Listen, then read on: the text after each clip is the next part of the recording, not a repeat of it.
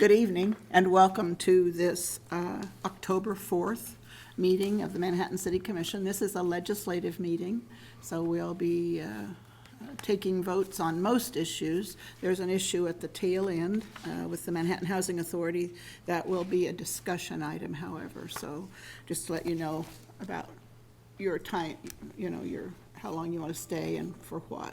And so I'm calling the meeting to order, and I'd like to ask Jared Wessinger if he would, or Brenda Wolf, City Clerk, to do the roll call for a quorum.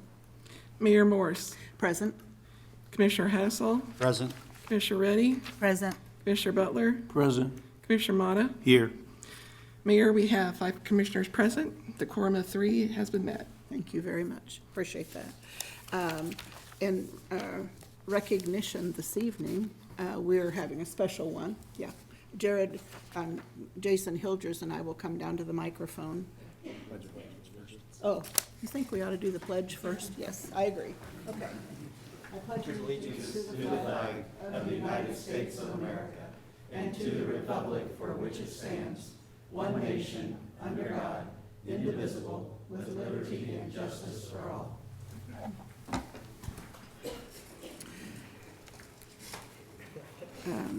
And we have one recognition this evening.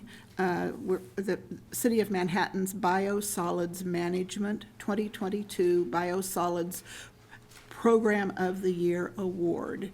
I assume. Who's going to do this? I'm going to. Okay.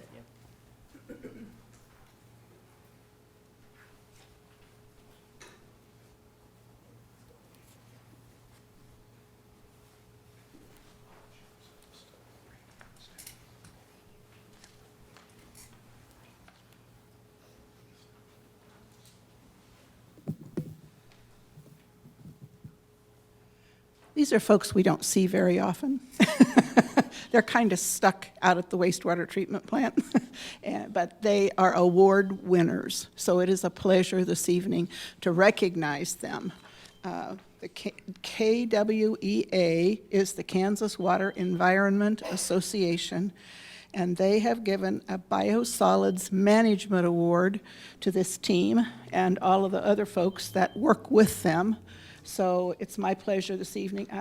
Randy, do you want to come or who would like to speak on your behalf about this great award? Rob Ott has already returned to his seat. Thank you, Mayor. Rob Ott, Director of Public Works. So you have 4 different individuals up there. We have Dan, Randy, Abdu, and Ben.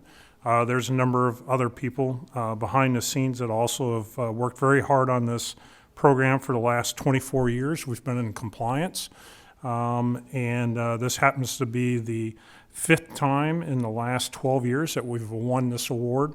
We won it last year as well. I do want to read off some of the other names of individuals involved. Ben Kearns, Russell Still, Gary Dickinson, I mentioned Dan Tidwell's up there, Jay Yeager, Eugene Moorhead, and Tim Grickew. As well as some of Abdu's staff, Tim Mangus, Jaden Garone, Ben Patterson is up there, as well as our tenant farmers. So we've been in compliance for, as I mentioned, 24 years, and nothing's more important than protecting the environment. But these are the individuals that make it happen out in the field, and some of them get, especially Dan, get their boots very muddy. So, Mayor, thank you for recognizing them tonight. This is a really important group. We have heard about some of the cities down the river who let waste into the river and they get written up. So I'm so happy we don't get written up here. So this is a good team. I'm not sure.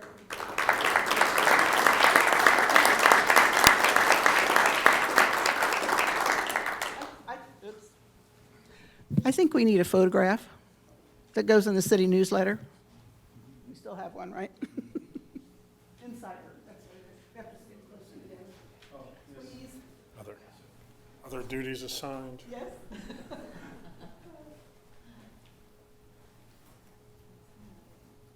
thank you, Mayor. Thank you all. Appreciate it. And whose office is it going to hang in? Wastewater treatment plant. The whole plant. It's going to move around. Okay. All right. Thank you so much.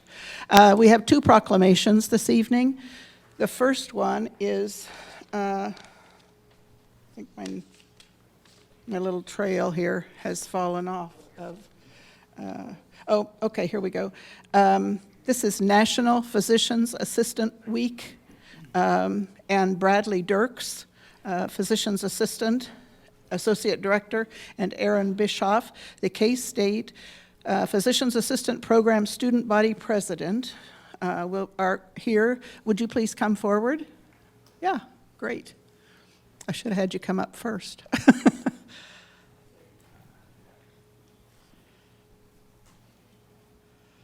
Great, welcome. Yeah, first time here. Yeah, we'll see you probably every year. Okay.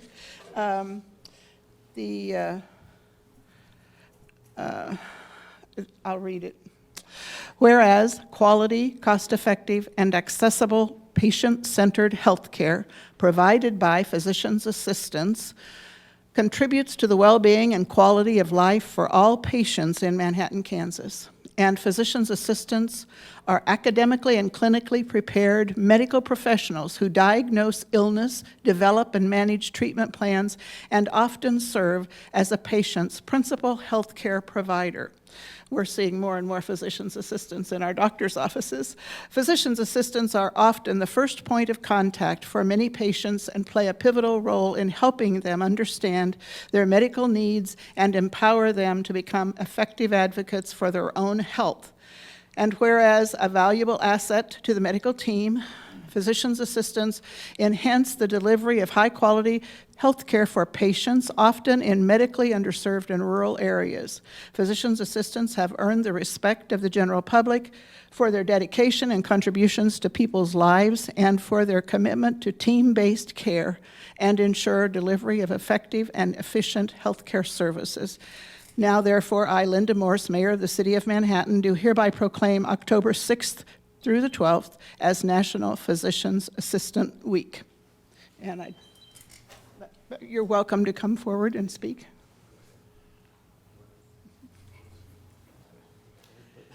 Sure you do.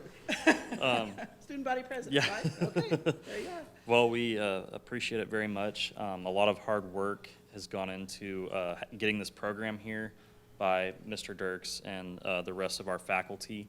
There was a lot of blood, sweat, and tears that went into getting our accreditation, and we're really happy to be here. We're the second program in the state of Kansas, and there's a need for more healthcare professionals in the state. So we're happy to be here and to hopefully improve and increase the number of providers that we have not only in Manhattan and the surrounding areas, but Kansas as a whole. So we really look forward to working with the city of Manhattan and the surrounding areas to make an impact. So thank you, everyone, for the proclamation. Pleasure to have you here. Thank you so much, Mayor. We're happy to have you here, too. Did you want to say something? I couldn't say it any better. Oh, I couldn't either, and he did it spontaneously. It was great. Thank you, you bet. Sure, thank you. Okay, the next proclamation, if I could have Mary Ann Cullors come forward. Are your rest of you coming too? You're welcome to, for moral support. Hello, how are you? Yeah, nice to meet you. Yeah. Oh, yeah. And David Baker, hello. And Penny, thank you for coming. Yeah. So, whereas the Douglas Center Hand-to-Hand program was started in 1996 by Manhattan Area Retired Educators Association members Mary Ann Cullors and Don Slater. And whereas the program provides children in grades K through 12 from low-income families free help in connection with schoolwork and school skills. The program was held each year starting in late August to the end of the school year and was made up of 3 parts: homework assistance, reading assistance, and math assistance. Whereas when the program ended in 2020, because of the pandemic, more than 2,000 students had been served to date, with most receiving an average 2 hours of assistance each week, equaling nearly 4,000 hours of free instruction. And whereas after 25 years, Marianne Cullors has decided to retire as program director and is helping transition responsibility for the program to UFM Community Learning Center, where the program will be offered again beginning in the spring of 2023. Marianne Cullors' dedication and passion to serving our community's young people is a noteworthy example of what it means to put the needs of others before your own, and an acknowledgement that sometimes all a child needs is just a little more support or a helping hand in order to succeed. Now, therefore, I, Linda Morse, Mayor of the City of Manhattan, do hereby declare Thursday, October 13th, as Marianne Cullors Day in the City of Manhattan, and encourage everyone to volunteer in ways that help the young people in our community succeed academically and in a civil society, and invite the community to a reception on Thursday, October 13th from 4:30 to 5:30 at the Douglas Center Annex.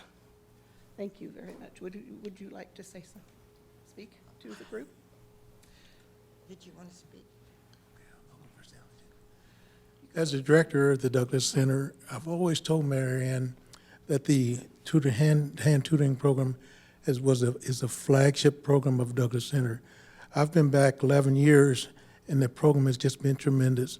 And I don't know of anyone that I've worked with that has committed themselves to a program that long, and for the program to have the standard that it's had. And for 25 years, it's just unbelievable. If we could find more people that were that dedicated and that committed, our community would continue to grow and be a good place for our young folks to come.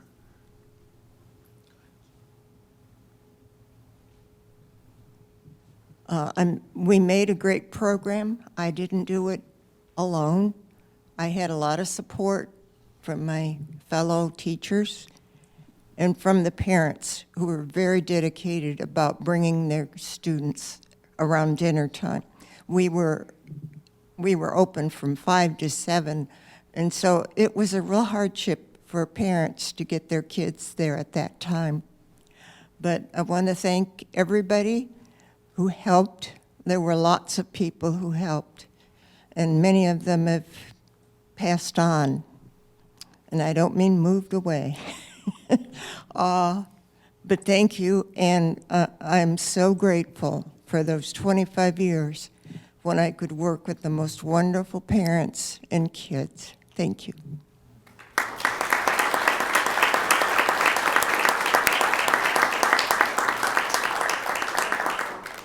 Thank you for making it happen.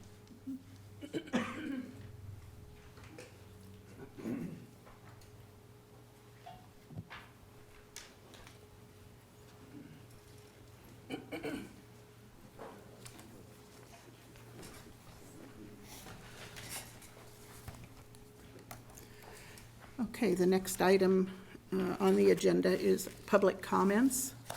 If anyone in the audience wishes to come forward and speak to the commission about an issue that's not on the agenda tonight, but another matter, you're invited to come to the podium.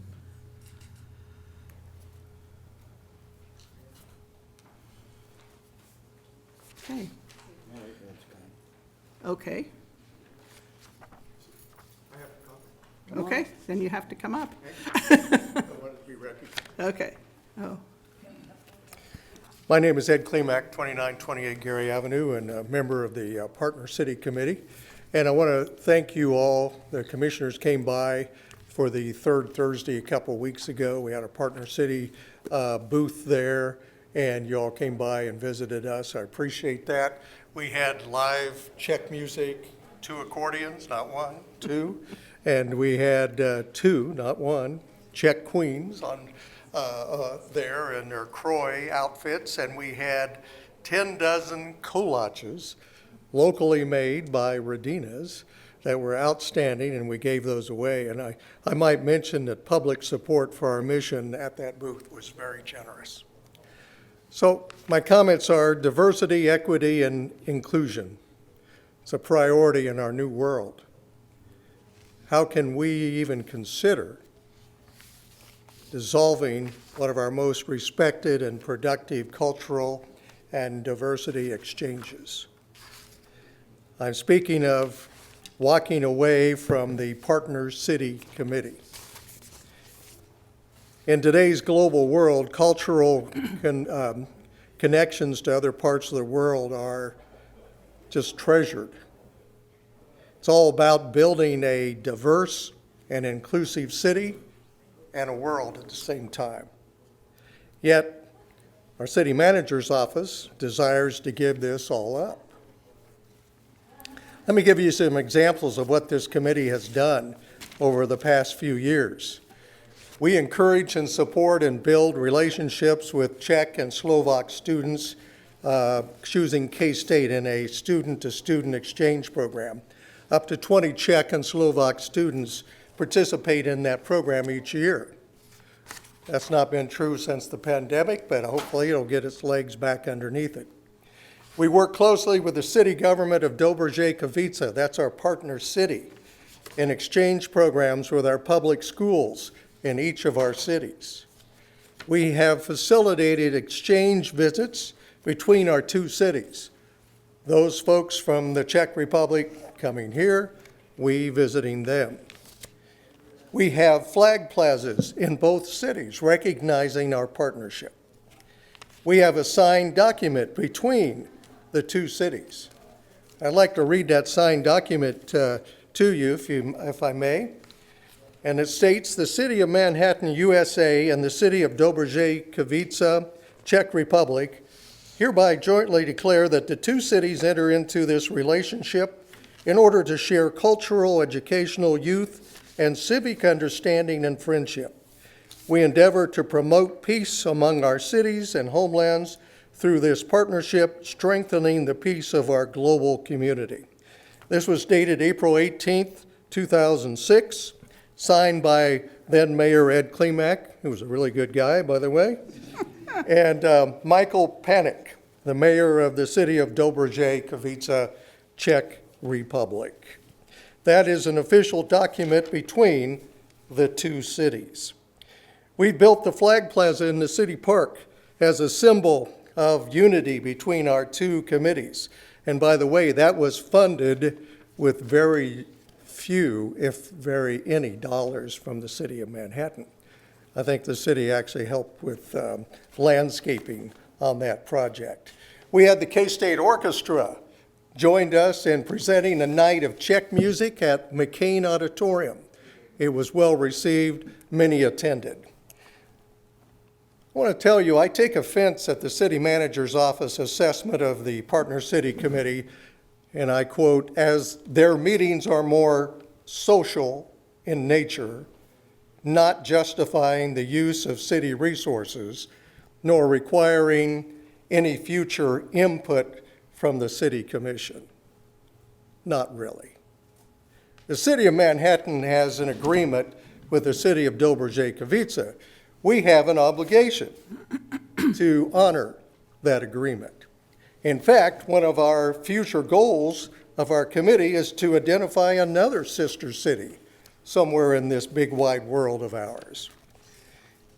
If funding's an issue, well, we have no budget. So apparently that's not an issue. If staff time is an issue, we have recently changed our meeting dates and times to once a month, September through May only.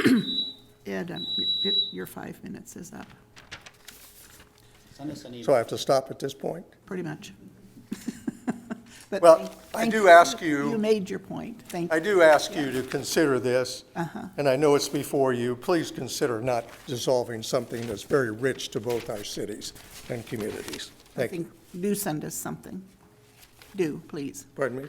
Do send us something, individually as commissioners. Okay. Okay. Will do. Thank you. Okay, does anyone else wish to speak at the podium to the City Commission this evening on a matter that isn't on the agenda? Okay, seeing none, I'll move on to the commissioner comments. Are there comments from commissioners this evening? Yes, Mayor, I'd like to just remind everyone that Governor Kelly and I believe Kansas Department Transportation Secretary Julie Lorenz will be in Manhattan on October 6th at noon.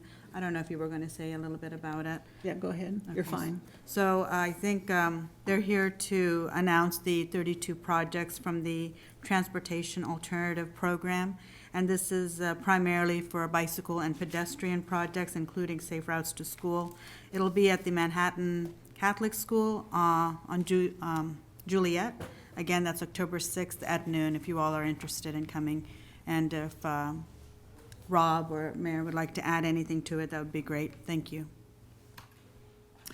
Well, I think we're delighted. There are 32 projects, and the governor's coming to Manhattan to make the announcement. That's a feather in our cap. It's a good thing, and it'll be an honor to be there. I think, I'm not sure how many commissioners are going, but it will be, it's important that we apply for funds when we can, and to the city's credit for writing the proposal and getting the funding. So thanks.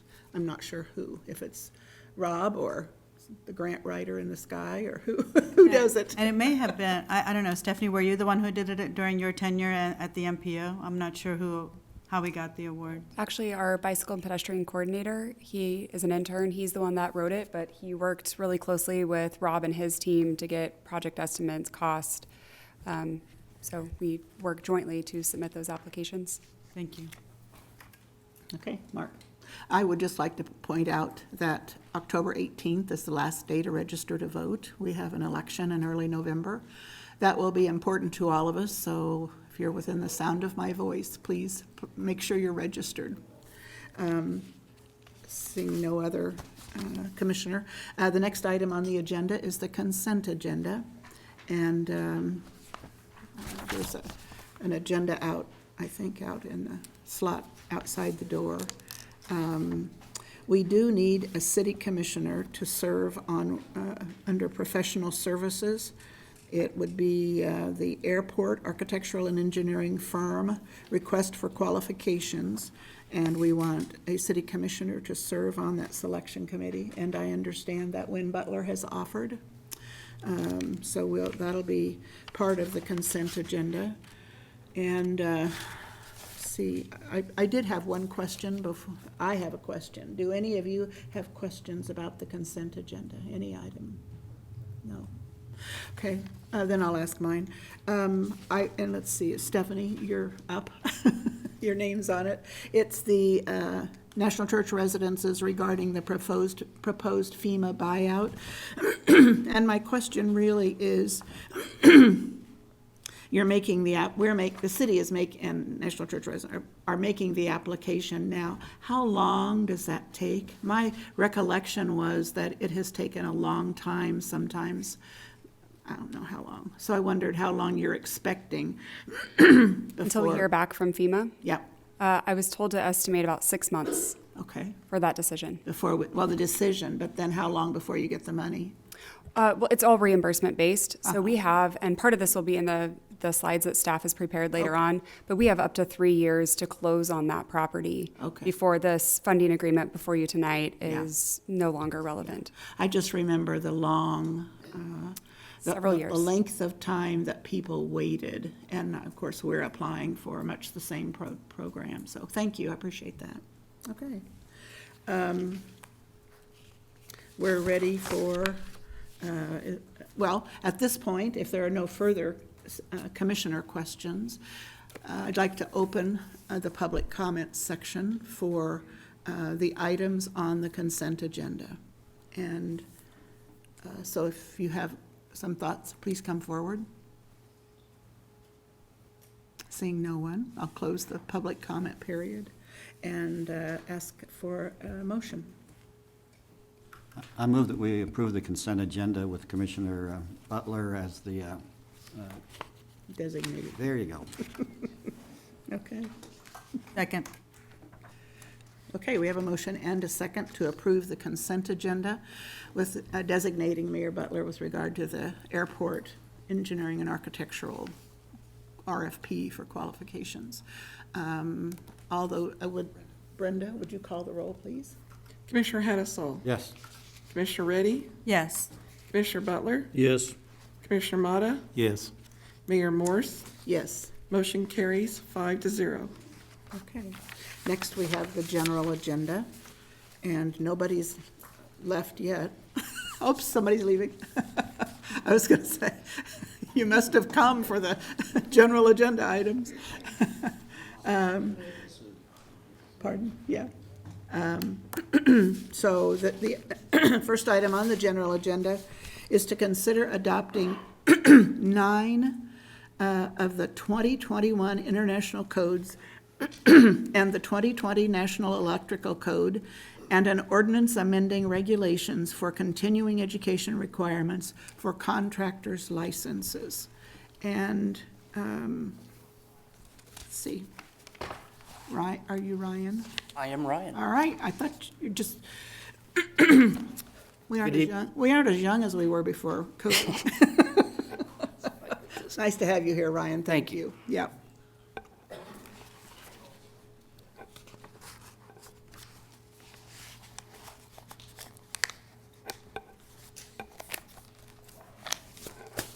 There it is. All right. Good evening, Mayor and Commissioners. My name is Ryan Courtwright. I'm the Assistant Chief for Risk Reduction here in Manhattan. It's a division of the Fire Department. This evening, I'm going to give you an overview of our potential or proposed code changes here in Manhattan. And before I get too far into it, I do have some very important people I'd like to recognize that came with me. Darren Emery, our building official. Big wave there, buddy. Wave, Darren. And Jake Powell, our fire marshal, are here with me today. There's a lot of work that goes into even getting to this point with the code adoption process. I appreciate the two of them and our supervisor for property maintenance, Rick Berry, and kind of helping keep everything corralled and headed in the right direction. We had a little different approach to at least the review portion of the significant changes. This time around, we actually involved staff from all levels within our division to look at those. I'm very proud of that. I think that was a good step. We end up with a staff that I believe has a better understanding of what the code changes are and the why behind them. I think that's very important.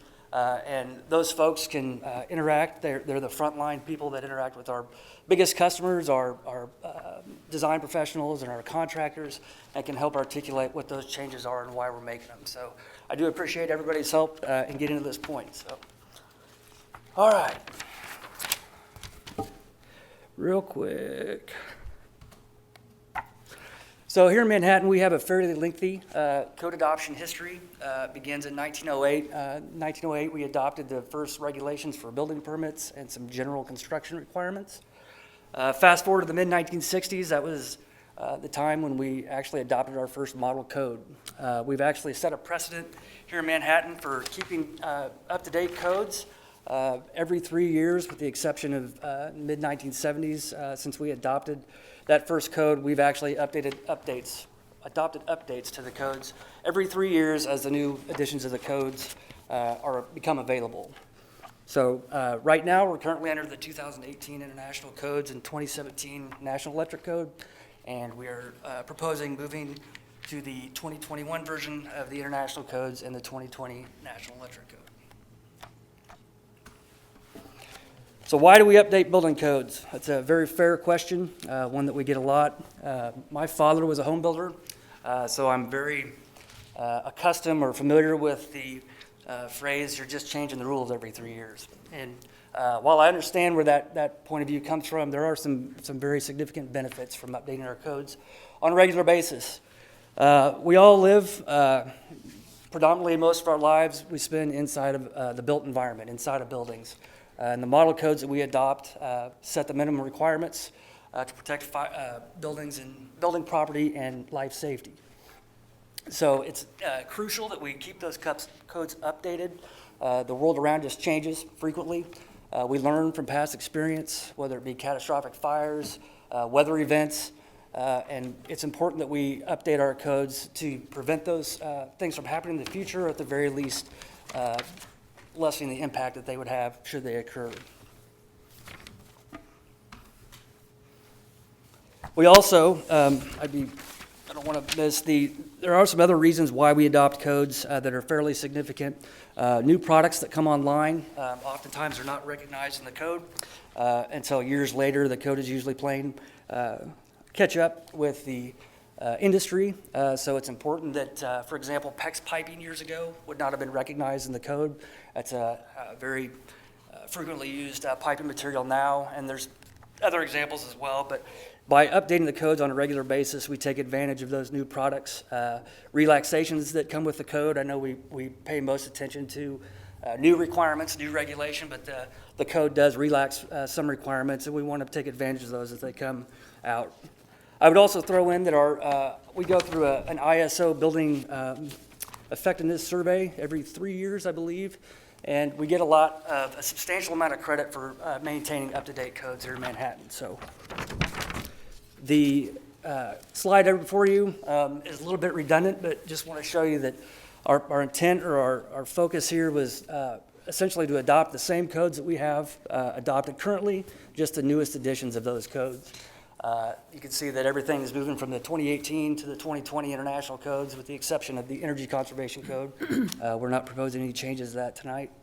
And then we're going to propose to move from the 2017 electric code to the 2020. Our staff spends a lot of time, as I mentioned earlier, going through the significant changes when the codes become available. We spend several months diving through those, digesting them, thinking through the impacts or the possible impacts that the code changes could have. After we're done with that review, we prepare that information, bundle it up, and we start meeting with stakeholders that will be impacted by the proposed adoption of the new codes. We start those meetings with the Flint Hills Area Builders Association, and we do that on purpose. Take a minute here. I really, the citizens of Manhattan are very, they benefit greatly by the close relationship that our office has with the Flint Hills Area Builders Association. Brad Hartenstein's not able to be here today, but I can tell you he and I have worked closely throughout this adoption, and that platform for communication is there throughout the year as well. So we meet with the Builders Association because we recognize that the successful adoption can't go further without them being on board. So we met with them early this year, I believe in January is when we met with them, and then we have other stakeholders as well. Our license holders is probably the biggest group that we meet with, and we meet with all the trade professionals, all of our electricians, mechanicals, plumbers, all that kind of thing, our general contractors. Gather their input, educate them on what those proposed changes are, and then receive their feedback of what those impacts could be, and suggestions for amendments, because we do make several amendments to the code when we adopt it, or we have historically. We have in your commission pack tonight, I believe you got 2 letters of recommendation or of support for the adoption of the 2021 codes, one of those being the Builders Association, and the other from a group that we also enjoy the benefits of a close relationship with, and that's our local designers. So we met with our local chapter of the American Institute of Architects as well to gain their input and share the significant changes to the code. There are 2 boards that we also met with as a part of our meetings, first being the Housing Appeals Board. This board is structured such that they hear variations or requested variations of the Housing Code or the International Property Maintenance Code. We met with them. There were very few changes in the Property Maintenance Code. I think you've got meeting minutes where they supported adopting. We did actually share with them one relaxation that we were proposing on a ceiling height requirement that I think doesn't have a profound impact across the city, but should reduce the number of trips that applicants have to make to that board for a variation. So they were in support of it. And then finally, we meet with the Code Appeals Board. That's the last board we actually meet with for good reason. That board is made up of 9 licensed contractors, trade professionals, and professional engineer that's appointed by the mayor. This group, by ordinance, is required to make a recommendation on any change to the construction codes here in Manhattan. We met with them in May, and that board voted unanimously to recommend adoption of the 2021 International Codes and the 2020 NEC.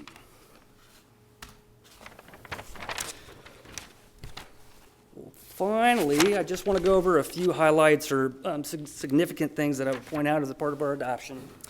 By and large, there are no fee changes with this adoption. There is one small exception to that. We have a group of small projects that are limited in scope, special structures, if you want to call them that, that now includes, currently under our current regulations, includes swimming pools, prefabricated carports, and prefabricated safe rooms.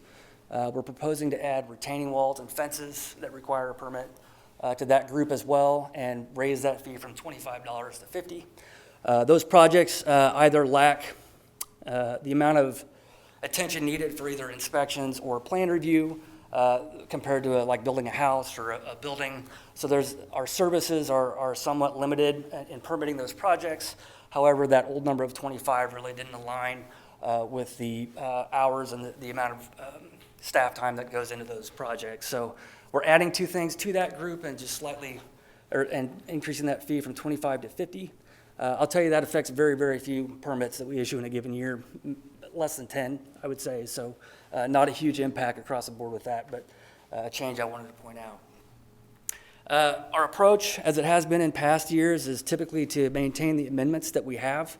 The ordinances, if you've gone through them, fire code and building code, and the residential code have a significant amount of amendments to them. We typically amend the code every time we adopt it, but those amendments are traditionally consistent from adoption to adoption. We just have to adjust section numbers and things like that to keep those the same. There are a few amendments that have been added this go around, whether it to be, I know for a fact we've had a couple of new requirements that we tailored to our local area here and ran that through the building association as well. So again, basically the same amendments, same codes, just new additions of those codes. So there are hundreds of changes in the code each go around. Most of them are of housekeeping nature or of a clarification nature. They reorganize the code just because that's a lot of fun, and then they'll also elaborate or explain some things if there was misinterpretation of that. So the changes abound. There's just a couple of them that I would probably recognize. There are several changes or a handful of changes in the International Residential Code and also in the Electric Code that pertain to single-family homes. There's a few new electrical requirements for GFCI protection, some new outlet location requirements. None of them by themselves are major, but there are a handful of them that will have an impact on construction of new homes. And then there's one new construction type also recognized in the building code. Try not to get too technical, but the commercial code, the building code, actually categorizes building by construction type based on the materials used and the fire-resistant properties to them. There's a new construction type or a series of new construction types for heavy timber construction, which will essentially allow for taller, larger wood frame buildings. Some of you may be aware that there's actually high-rise buildings in Europe being constructed with this new heavy timber style of construction. So again, it's a new option in the building code to use for construction type. I don't know if we'll see any buildings of that construction type here locally anytime soon, but it is there. Finally, there's one more proposed change that we've got that's outside of the adoption ordinances. Typically, when we go through the adoption process, we also take a look at a handful of the other ordinances that either pertain to licensing or other enforcement obligations that we have. Some of you may recall the last code adoption, we actually adopted continuing education requirements for general contractors.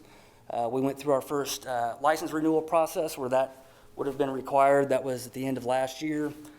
Recognized that there was a hiccup with the way we had originally wrote the requirements. That original requirement said that one person had to be designated from each company. That's not as easy as it sounds, and actually there's some benefits to spreading that wealth of knowledge around the company. So we've relaxed that to basically allow any number of employees for the company gain those required continuing education hours. So finally, as we started 2 or 3 cycles ago, it was actually a suggestion of the Flint Hills Area Builders Association was to adopt the codes and then actually allow a grace period or get used to it period, so that the codes didn't actually take effect until 6 months later. I'm a little bit late in getting in front of you guys this go around. Typically, we would try to be here in July. Just now getting here. Those are my own shortcomings. First time going through this process and running the lead, but we still do want to keep some of that buffer, and we're proposing for the codes to take effect January 1st of 2023.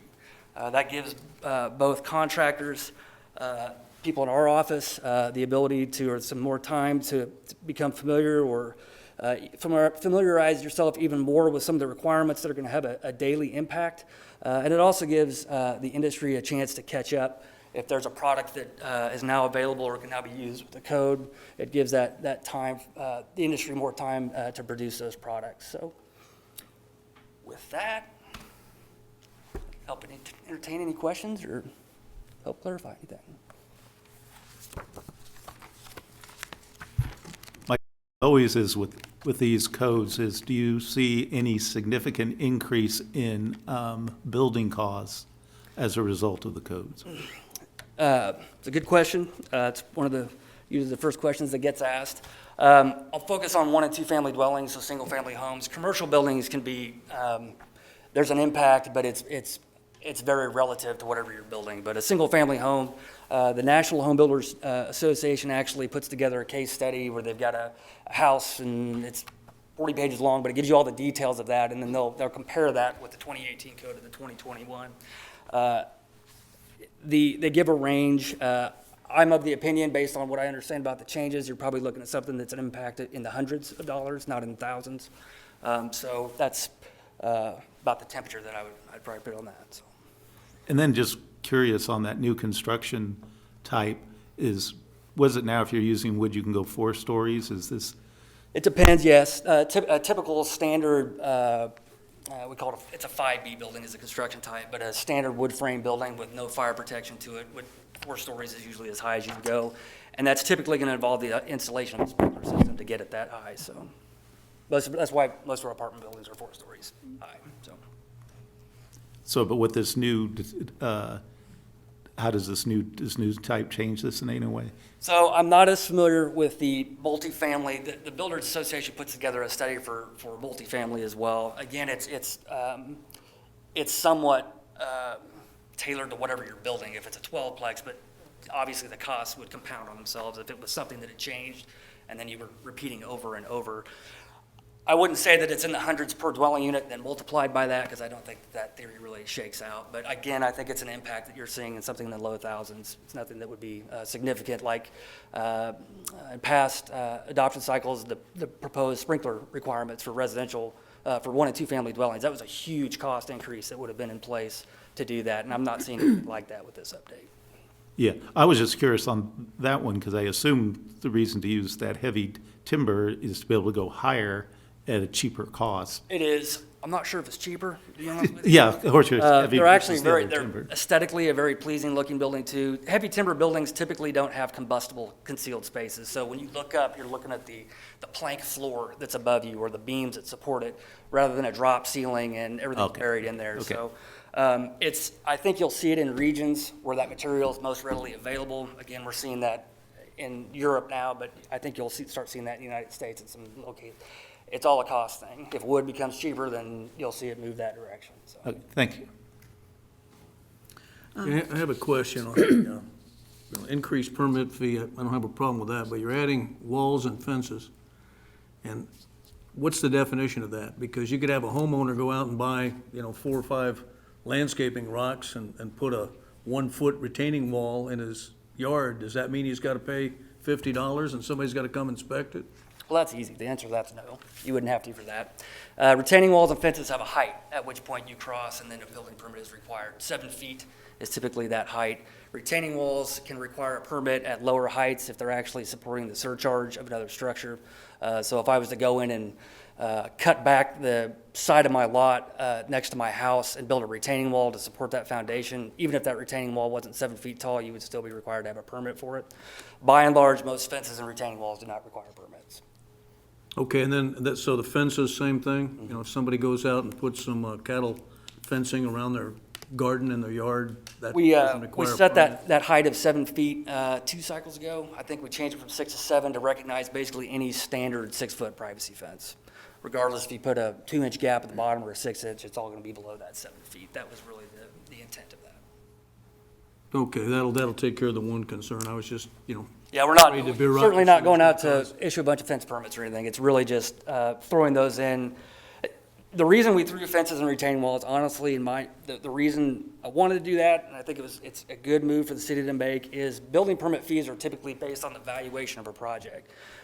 I can recall a home in the Grand Mirror area that put a pool in and put a $90,000 retaining wall in. So that's what we based that permit fee on, when in reality, we weren't doing $90,000 worth of inspections or plan review. It was just the cost of the project. So I think there's a significant cost savings for those for the public that get lumped in here, and we still, hopefully, it's net neutral, and we still absorb the cost of doing business, so.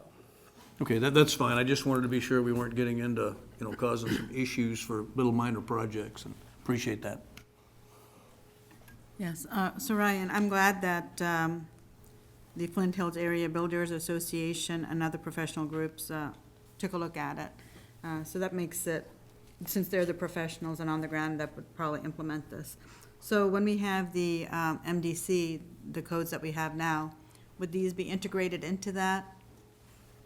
So, no, these are standalone. What we do, try to do, still doing it. Ryan, could you speak into either one of those microphones? You don't like both? When you're in the middle, Is that better? people at home can't hear anything. I'm sorry. Okay. I move around a lot. No, you're fine. Thank you.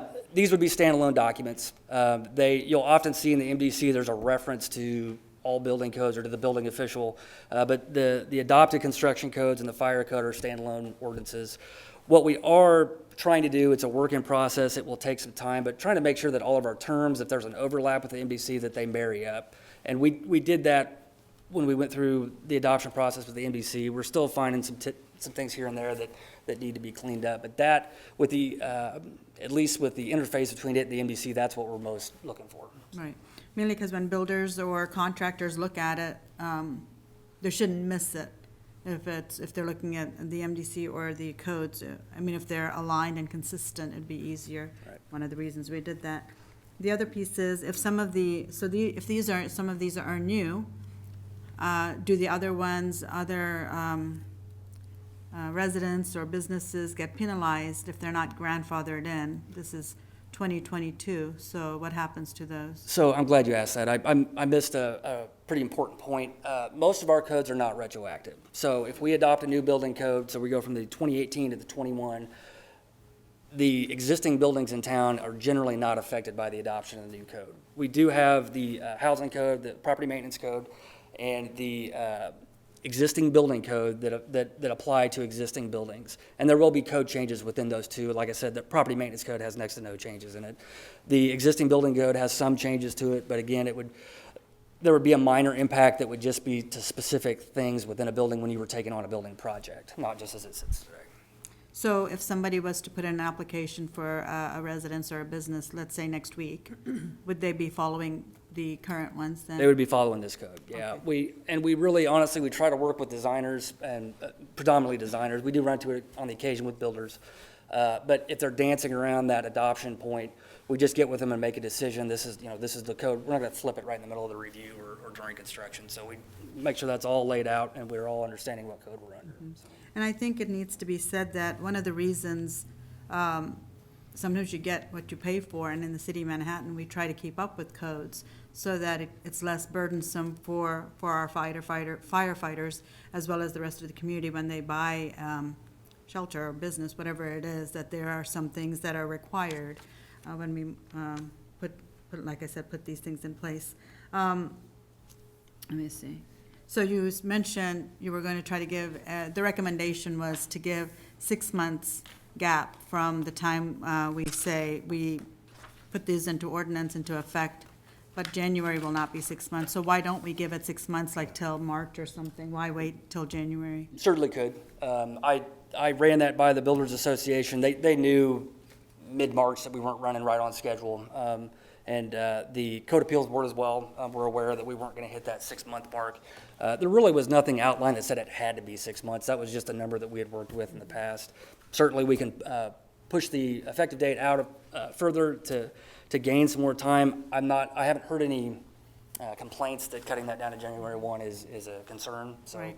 I would be open to 6 months. I was just Yeah, saying that. the reason you're not concerned about the 6-month thing is because everybody's known about it for 3 or Right. 4 months We've still already. Right, we've still gone through the process and engaged the stakeholders and had the discussions, and the information's been out there, and we've tried to get it out there, so we really haven't, the time frame's probably about the same, we've just eaten up more of that time with our stakeholder meetings and that kind of thing. Okay.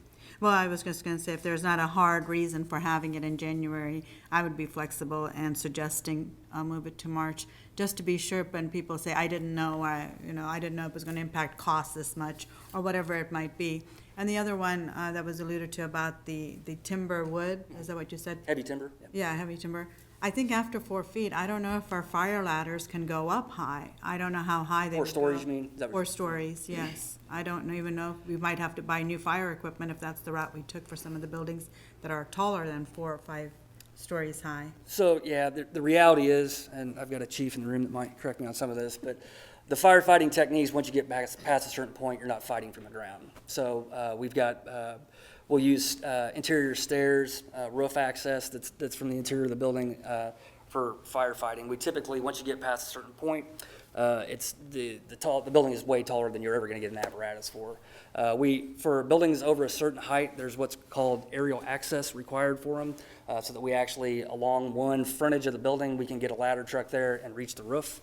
But even that, after you get like high-rise buildings, for example, you wouldn't reach that with any kind of apparatus. So I don't believe that there's going to be any need for change for fire equipment if that heavy timber construction type catches fire, which I don't. That's a terrible way of putting that, but you understand what I'm saying. But I just don't see that having any negative implications. Okay, sounds good. Thank you. Just Please. one question, are most of our peer cities, let's say Lawrence, Topeka, Salina, do they adopt on a similar type of a timeline as us? Yes. So, okay. Yeah. It's, forgive me, I don't have the numbers in front of me, but Lawrence, several of the Kansas City Metro, it's very common that every 3 years they'll adopt the new codes. We're typically kind of at the front end of that, but yes, it is very common to keep up. So we can't blame any of the high price of housing in Manhattan on the fact that we're using new updated building codes, which might be more expensive than Joe Salina down the street or anything like that. Correct. In fact, I think we've done what we can to try to curb some of those costs. I mentioned, without getting too detailed in it, we don't adopt the newest version of the energy code, and that's where you would see a predominant amount of your cost for single-family homes. So I think just from the 18 to 21, the cost estimate was somewhere in the $25,000 range. Could be on the high end, but to basically encompass those changes in the energy code. So. Well, since we didn't hear from any of the contractors, apparently, yeah, they must all be okay. I think they would all like it cheaper, but there's Yeah. only so much we can do. Okay, thanks. Ryan, I do have a question. On section 202 is what I'm looking at, and it's in What resident. code are you in? I'm sorry. Pardon? What code are you in? Heck, I don't know. Well, it'll become All clear right, when I ask the question. It's residential group R-3, and it has to do with lodging houses. And it says the owner or manager occupied lodging houses with 5 or fewer guest rooms and 10 or fewer occupants shall be permitted to be constructed in accordance with the International Residential Code. And we have had long conversations here about 5 people, some of these older houses, and this is new construction you're talking about here, right? Correct. But we have had long discussions about the older houses and our rule of having no more than 4 unrelated people in a building. But this says 5. Is that, it's because there's an extra bedroom over there or, in this big old house. And so we're not just setting things up for 5 in the future, or are we? No, I think I kind of Yeah. steer me a different direction if I don't answer your Good, question. thank But, you. that number of 5 you're seeing in there, first of all, we're classifying those buildings, those uses as a lodging house. That's a bed and breakfast. Right. For in layman's terms. Okay. We did amend, the reason you're seeing that in the ordinance is we amended that section and added the word or manager, so it's owner occupied or manager occupied, I believe is the way it reads. It's an or. We did that so that our definition would align with either a bed and breakfast inn or a bed and breakfast home in the MDC, because there's overlap. Yeah. Okay, so there's, some lodging houses are bed and breakfast inns, and some of them are bed and breakfast homes. And so by putting that term or manager, it's able to be applied to both of those. So it's basically an attempt to marry up the MBC with what we have in the building code. And this is only new construction? New construction, it would apply to somebody that was converting a home Right. into it, but it would have to be something that's new. So any of our existing bed and breakfasts would not be Would affected not by that. apply. And we have a lot of older homes, and that's what was happening a year or two ago. And that's what's allowing them to lease out to more than four, is Sure. this is not a single-family Yeah, dwelling any longer. okay, gotcha. And then the other question is something called fire watch during construction. What does that, does that mean you have to have somebody there physically watching? Yeah, that's just like it sounds. You got Yeah. somebody there looking for fire. Well, we've had some instances where fire destroyed something that was under construction, and I wanted to be sure that that's what that means. Yeah, so, I'm glad you brought that up. Some of our most significant fires in recent Yeah. history have been buildings under construction. A building that's just sitting there framed with no drywall on it is a pile of sticks, and the risk is real that you could lose that whole structure if you have a fire. The fire watch provisions in that context would apply to a construction project where if we don't feel, well, there's certain types of construction that the fire watch would be required throughout the construction regardless. Forgive me, I don't have that in front of me, That's but Jake, was it building size? Just talk generally. Okay, general, big building would require it. Yeah. That's really the context of the fire watch, that's what, for buildings under construction, that's kind of what we're talking about. It could also be required, the most common time it's required is when a system is down. So sprinkler system's out of operation, you're required to have a fire watch, which is literally somebody dedicated to logging their walk around the building every so often and confirming that there's no fire. The one that I can recall is Strasser Village when it burned. Yep. That was tragic. And if there's going to be a fire watch required during the construction, that's something we would hash out before the permit was issued. That would be a surprise cost after the permit was issued. And this applies to, with regard to your agreement for the builders in Pottawatomie County because of the agreement? So the agreement, I believe, lays out that they're supposed to adopt codes that are identical or whatever to the ones we've got. Synchronized. And I've passed along the drafts that we have, that you guys have Right. to them. And then there's kind of a chicken and egg thing there. We have to adopt Lag it first. time. But they're, and if for some reason, I think that it's a good point to bring up, if their adoption is going to take a while, we may need to push the effective date. I would rather have them both take place at the same time, so we're not trying to remember two sets of regulations. But I haven't got any word from Pot County that they're expecting a delay on that. So. Okay, just curious. Thank you for asking our I wonder questions. All right. Yeah, please. Ryan, I was wondering, this may have been placed for a long time, the Manhattan Fire Department Risk Division. Has that been in existence for a long time, or is this the first time I'm seeing it on paper? Nope, man, you guys are really digging into those ordinances. So that, the administrative chapters of those codes have a section in there where you basically get to name your entity and put it in charge of whatever. And we haven't in the past amended those sections. We trying to catch up with some of that stuff as we go along. And so we're basically recognizing that the Risk Reduction Division of the Manhattan Fire Department is the one charged with enforcing that code, and that's what that amendment is there to recognize. Thank you. We appreciate you answering the questions. Seeing no other questions, thank you. Appreciate your presentation. At this point, with no commissioners having no questions, let me open it for the public. Does anyone here have any comments they'd like to make with regard to the change that's being proposed in the ordinances regarding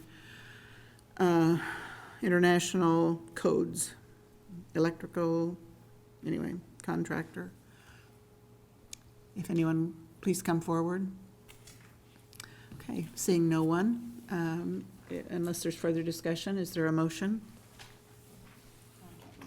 And say, I move we approve first reading of ordinance adopting 9/20 2021 international codes and the 2020 electrical codes with amendments, and an ordinance amending Section 8-8 of the Code of Ordinances regulating continuing education requirements for general contractor license renewal. Second. Thank you. We have a motion and a second, unless there's further discussion. Brenda Wolf, City Clerk, would you call the roll? Commissioner Reddy, Yes. Commissioner Butler, Yes. Commissioner Motta, Yes. Mayor Morse, Yes. Commissioner Hassel. Yes. Motion carries 5-0. Okay, thank you. The next item on the agenda is a discussion with regard to Manhattan Housing Authority senior housing proposals. And I see Aaron Estabrook, who is at the podium, so he will be making the presentation, I assume. Nope. There we go.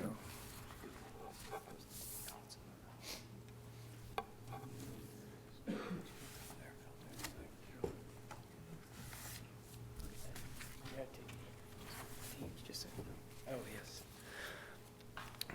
Good evening.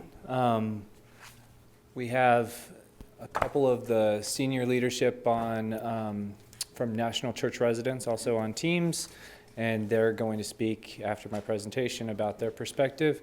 Also joining us is our co-developer, ODC is here, and he's going to fill some gaps after the presentation about any of the site-specific questions or application process. And Jamie Sheik is our legal counsel that's also present in case you have questions. So we have the full team at your disposal tonight, and I'm going to go through these slides, and we'll then turn it back over to NCR. All right, so this is clearly 5th and Pierre, just to orient people that might be watching this for the first time at home. Houston Street Ballroom here, 5th and Pierre parking lot, Boys and Girls Club, and this picture's taken on top of Carlson Plaza, looking north. And Carlson Plaza is the Manhattan Housing Authority property that is located at 425 Pierre. It houses 47 units of public housing. So in that vein, we are already the residential neighbor there, and this is looking to the north. So we have two kind of issues that married NCR and MHA, NCR being National Church Residents, MHA, Manhattan Housing Authority, and that problem one, it's not a matter of if, but when Garden Grove 1 and 2 floods again.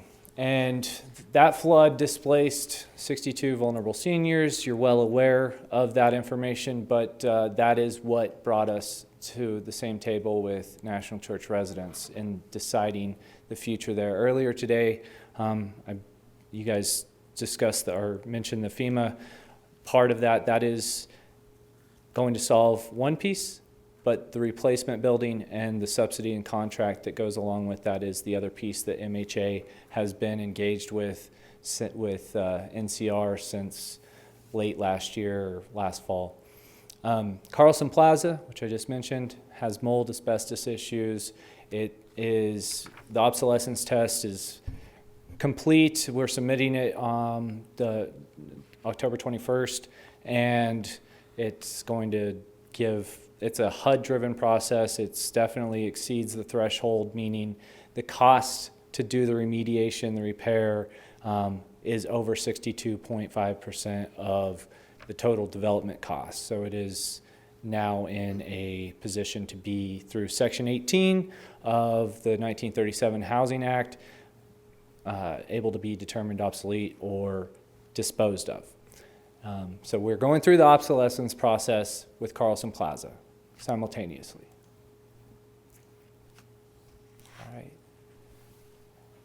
The farther we get away from things, the easier it is to forget. So it was refreshing, not refreshing to look at the pictures necessarily, but reminding us where Garden Grove is. Where my cursor is here, all of these cars completely underwater, and up to well, 3 feet on all across the first floor of water, but up to 8 feet in places. And of course, the neighboring buildings had extensive flooding.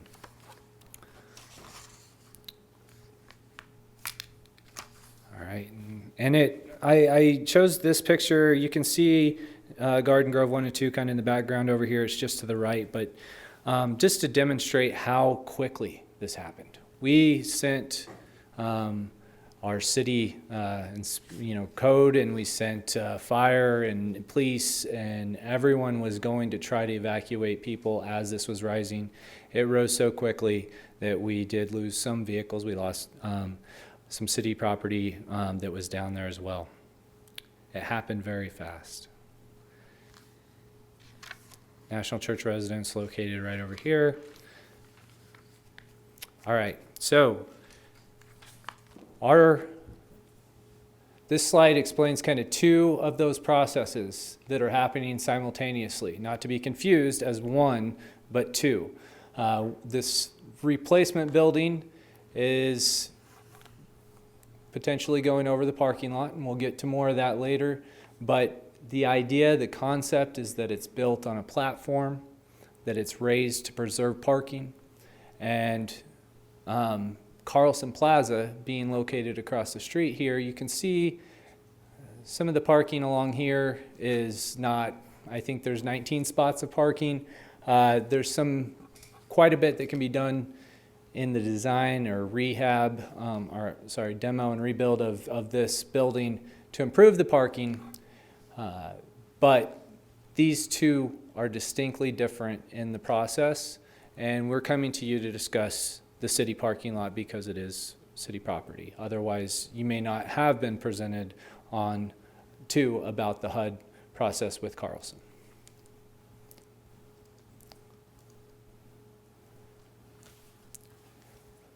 In May, we met with the city to talk about, following the conversation with NCR, with Jim Bowman and myself, and then we both talked to our representatives at HUD. There was dozens on different calls.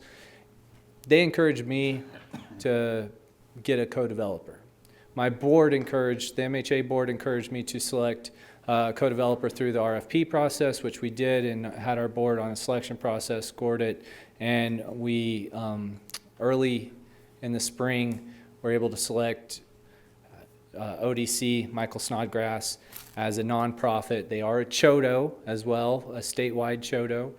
They have a lot of strength and experience they bring to the table for us that we don't have in this process.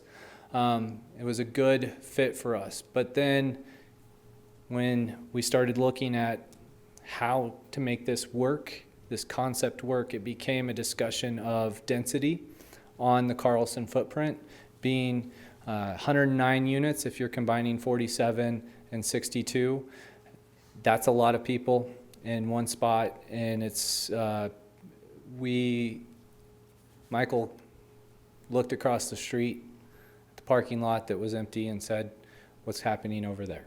And I didn't have an answer. We went and talked to city manager's office in May to see if there was plans, if there had been, what is the vision for that property, and those answers that there wasn't other things in the works led us to the board, and the board decided we needed to start this process of engaging the community, which began in June and July and is still going through till today. Lots of meetings, 2 community-wide meetings, one hosted by and facilitated by the K-State Institute of Civic Discourse and Democracy, and the Riley County Council of Social Services we were able to present to. We continue to engage, and let me show you just some of the community input numbers. Really, we're still seeking input on our website through this form. But the emerging themes haven't really changed. Everybody seems to have some basic universal agreement that Garden Grove residents need to be relocated, and relocated with out of the flood zone.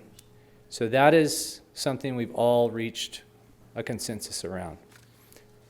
The impact to downtown, the impact to parking, the impact to businesses, the impact to social services, the impact is something that we continue to engage in that dialogue with and learn about and try to make not necessarily concessions, but incorporate into our future design and our plan, because we want to be good partners in the downtown neighborhood. Same with transparency, but I can't stress enough the education part. I've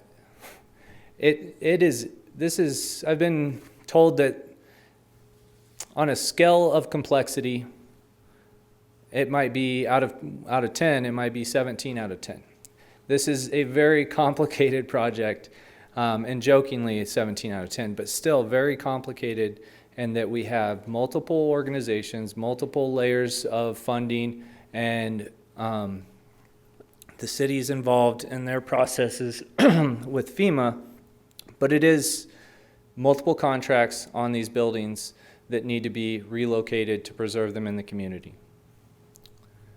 It took me over a year to be able to kind of understand some of the minutia of it. I don't expect somebody passing by to really grasp the what ifs and the nuances to each of the different contracts that are at stake, but overall, this is where the universal agreement sits, that we need to do something. It is a community priority. Financing. We're clearly not seeking tax dollars from the city of Manhattan. We've heard that in our work session before, and that has been from the beginning. We're not seeking, but we are seeking the two types of tax credits. The first being the state low-income tax credits.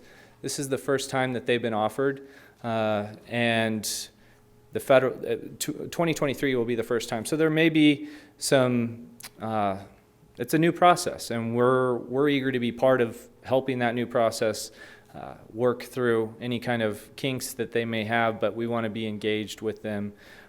Federal low-income housing tax credits, the 9%, that's where we've built our proposal around, and that we can guarantee in our opinion and our co-developer's opinion, that we have the strongest application possible to receive that financing to get that award to make this move forward. The qualified allocation plan, QAP, if we didn't have enough acronyms, here's another one. The QAP, the state doesn't distribute or award the tax credits willy-nilly, of course. They have a complicated formula that they go through. It changes year to year, and this is just a real broad overview to see how they look at scoring. Project location, the housing needs, the characteristics, the sponsor characteristics, any kind of special needs, our public housing wait list, and then the market study, which the city is just completing, is actually really good timing for this as well, as it shows that there continues to be a need for senior housing.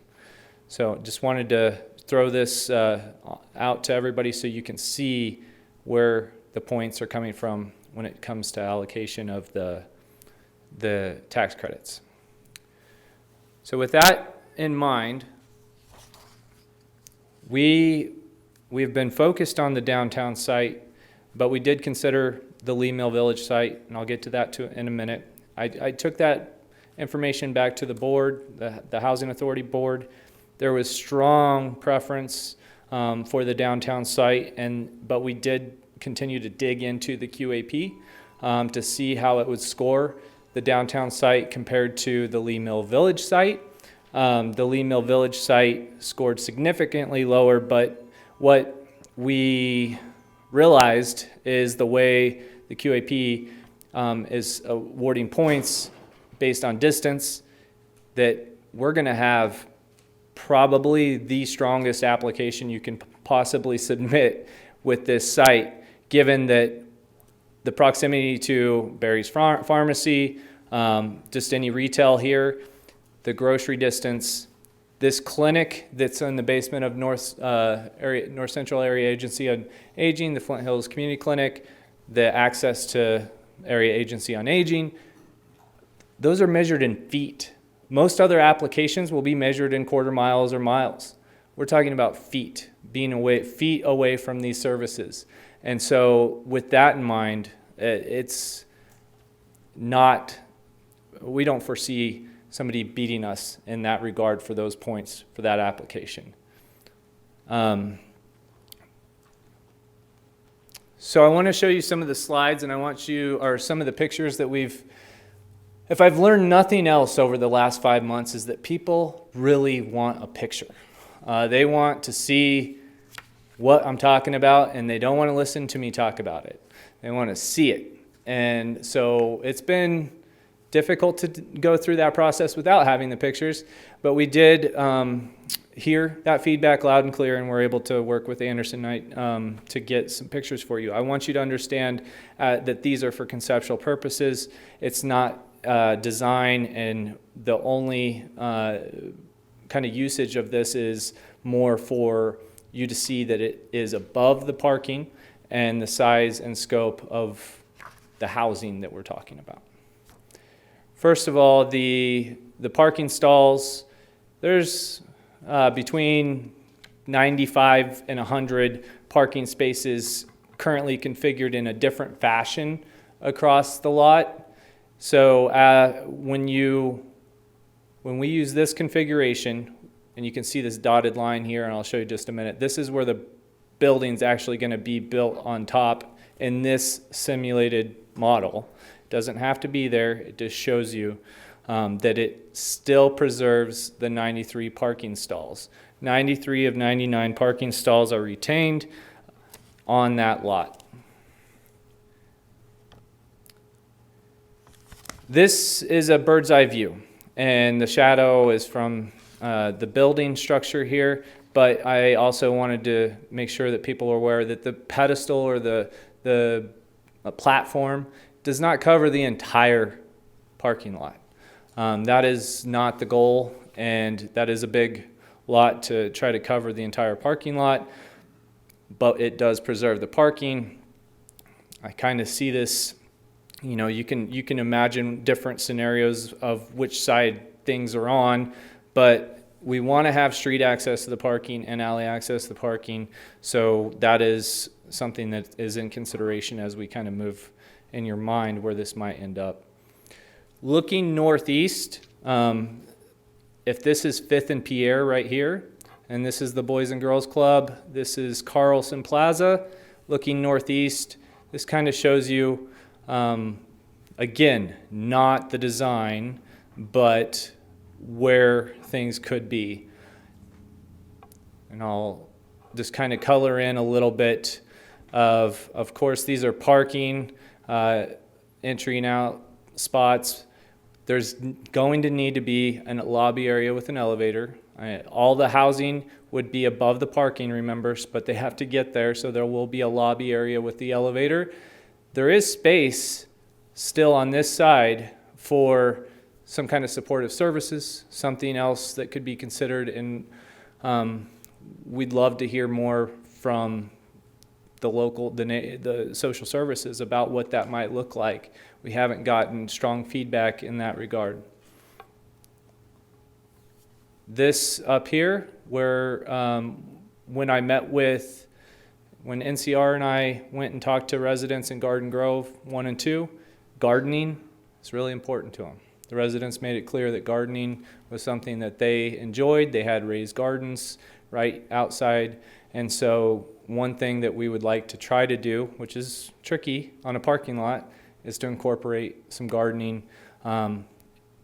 Of these 4 stories here, these would be 3, but you could go up higher and have a door that opens out to this area where you would have raised gardens and people would have gardening opportunities. We'd love to partner with Boys and Girls Club to make that a continuing program where they have a community garden right there.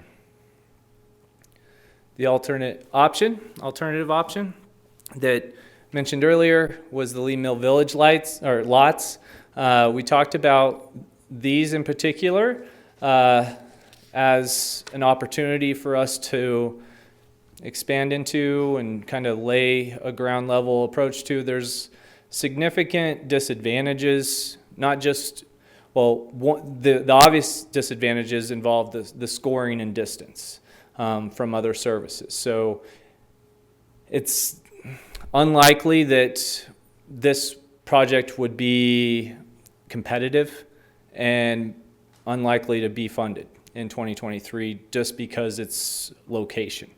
But in addition to that, there are other concerns that although we were not able to quickly ascertain all the information, there is some lot size, and this being a little bit of an old stream or runoff, there would be some significant ground moving that needs to happen or shoring up for us to move forward there. I don't know that that is structurally possible, but also I don't know that it would be awarded at this point either. The distance and location really work against it in terms of the 9% tax credits. The overall organization and roles, again, MHA, our ODC is our nonprofit community development co-partner. They have experience and history with building, construction, the tax credit process, getting awarded those, and they're in the thick of it right now with a lot of things moving around the country that we couldn't be luckier to have them as a co-developer. We have an instrumentality that we can use in this process that's a 501c3 that's separate, but will serve as an instrumentality, the Housing Authority, and of course the other NCR, and then the government organizations that are involved. Not necessarily partners, but have roles and are involved. So our next steps after this, and we can come back to this, is just we're looking for feedback today because we need to submit that application that's due in January, and we're looking for a pre-development option, which we learned yesterday from the state office is acceptable, that we can do a pre-development agreement for this specific circumstance. That's not the case on all, so it took a while to get the yes, but they did say that in this case they would utilize that for site control. And we would update and continue the process where we would be looking at October 18th as something we'd come back to get the commission's guidance or vote on. So I'm not going to go to questions. I'm going to skip, and I might need some help, Jared, with going to the NCR folks. Okay. So we have Kathy McDonnell, who is Vice President, and then we have Christina Sanchez, who is also a Vice President. They represent different roles and arms of NCR, but they were in Manhattan not so long ago, and I was pleased to go and see the residents in their buildings with them. Would you guys like to share your perspective? I think we got mute, maybe?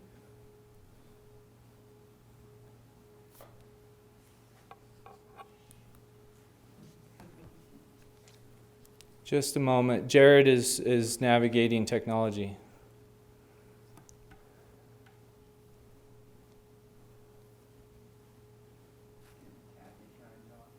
Kathy, can you see if your mic's working? Okay, we can hear Kathy. Oh, never mind. They're reading her lips.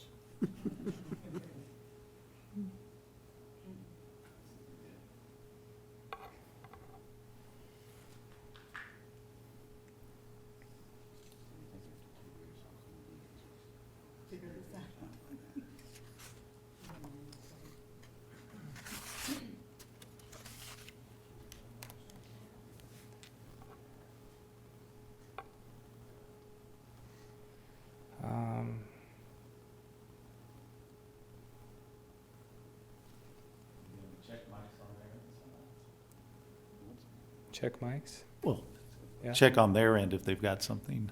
What's the microphone in the bottom right-hand corner? He's clicked it on. That's clicking on it. He's just trying to determine the output source. You guys look great. We just can't hear you.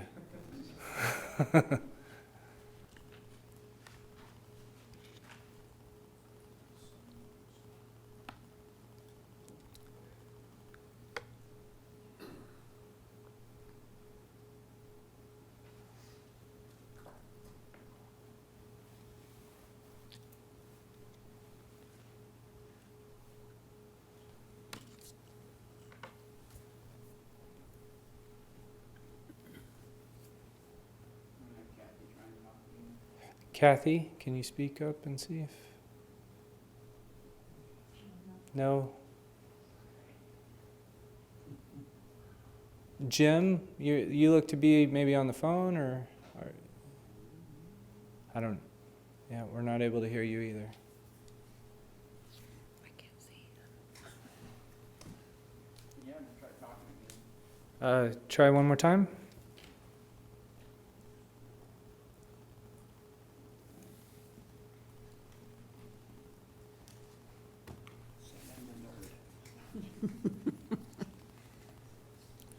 IT person.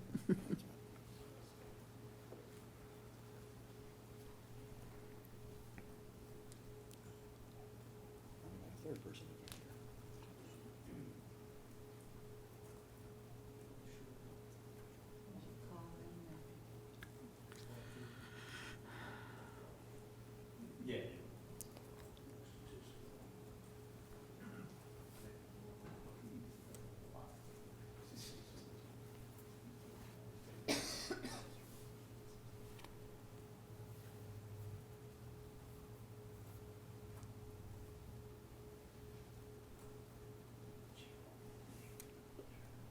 I didn't do it.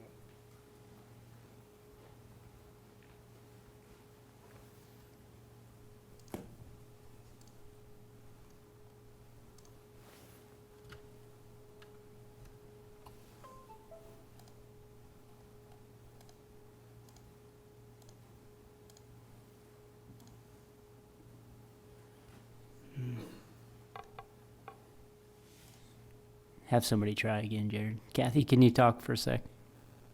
Ah, dang it. I'm gonna try one more time. I got, well, that won't work.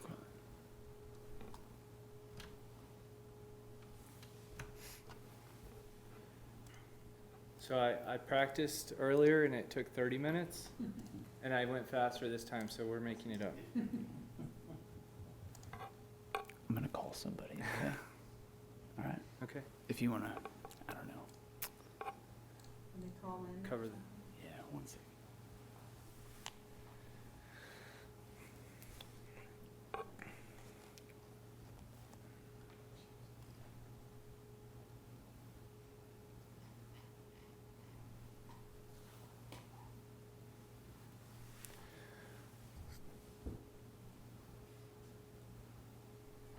Jared's gonna call one of, I don't know, make a phone call. So, just stand by. Some or all of you.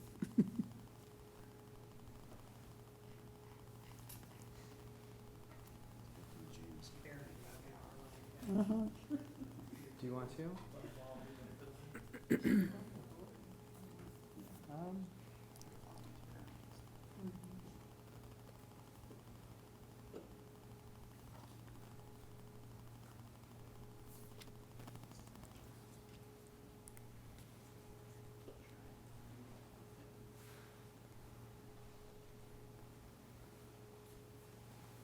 Since this isn't working.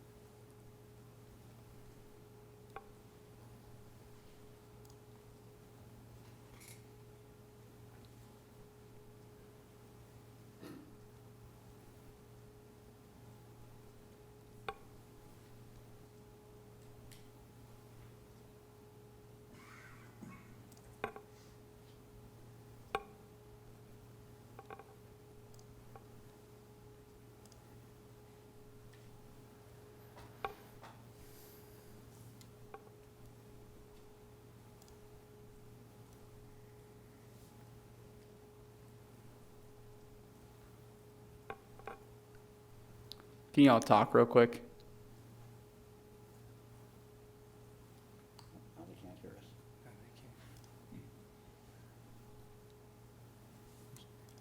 Can they hear you in there? I don't think they can hear me. Oh, yeah.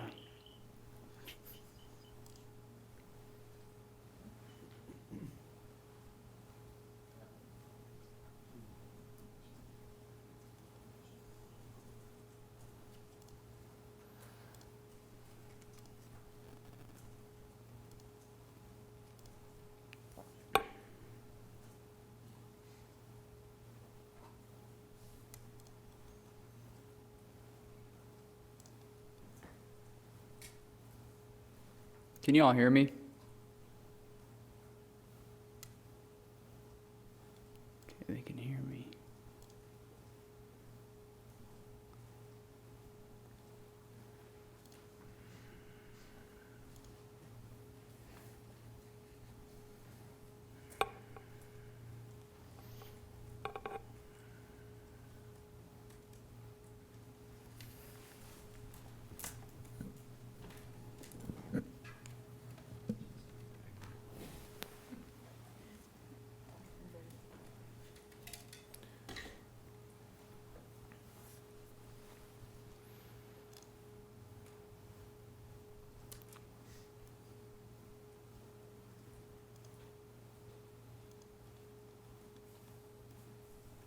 Can y'all talk again?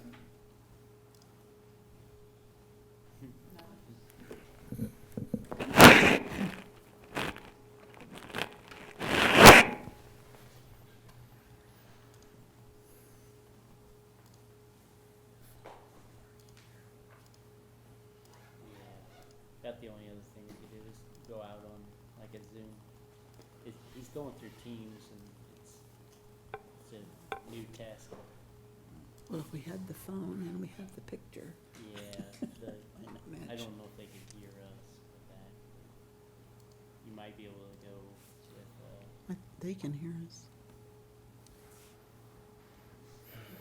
but they'd have to start, we'd have to disconnect and get to the phone. Oh. It might. Is there anybody else going to present double up here? Either that or just start asking questions. Harvey's gonna call in. Okay.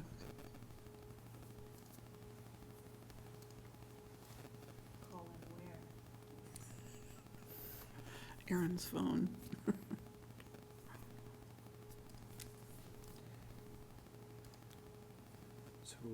So I could join the Teams call on my laptop and project that sound so you all could hear it up there.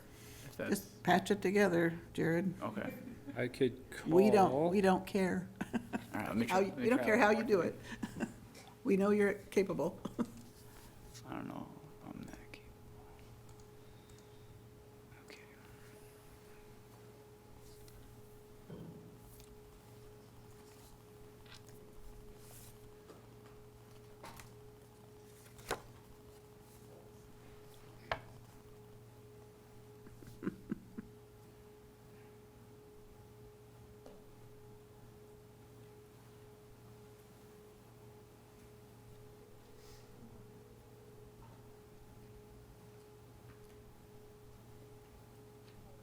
Hi. Jared's gonna try to work through a laptop to broadcast the sound, but as a backup, maybe we could just have a joint call with Christina and Jim.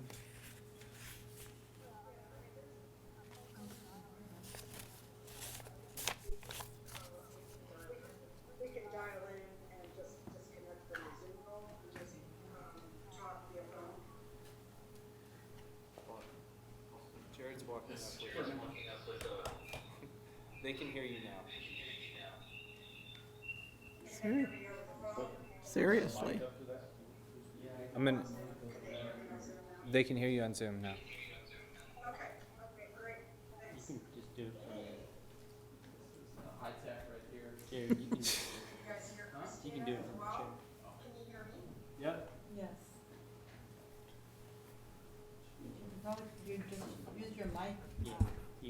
what he's doing. Yeah, we can hear you. We're patching things together, and we think we're a go. All right. So we'll restart. Yeah, I'm gonna try to dial in via. We're good, Kathy. We can hear you, Kathy. We can hear you, Kathy, so you guys go ahead and start presenting, okay? Put it back the way you had it, when we can hear you. We appreciate that. So I'm just going to introduce myself. My name is Kathy McDonald. I work for National Church Residences, and I work for a department called Asset Management, and we sort of oversee from an owner's perspective decisions that are made about the properties that we own across the nation. A little bit about National Church Residences. We're a nationwide owner and operator of affordable housing for seniors.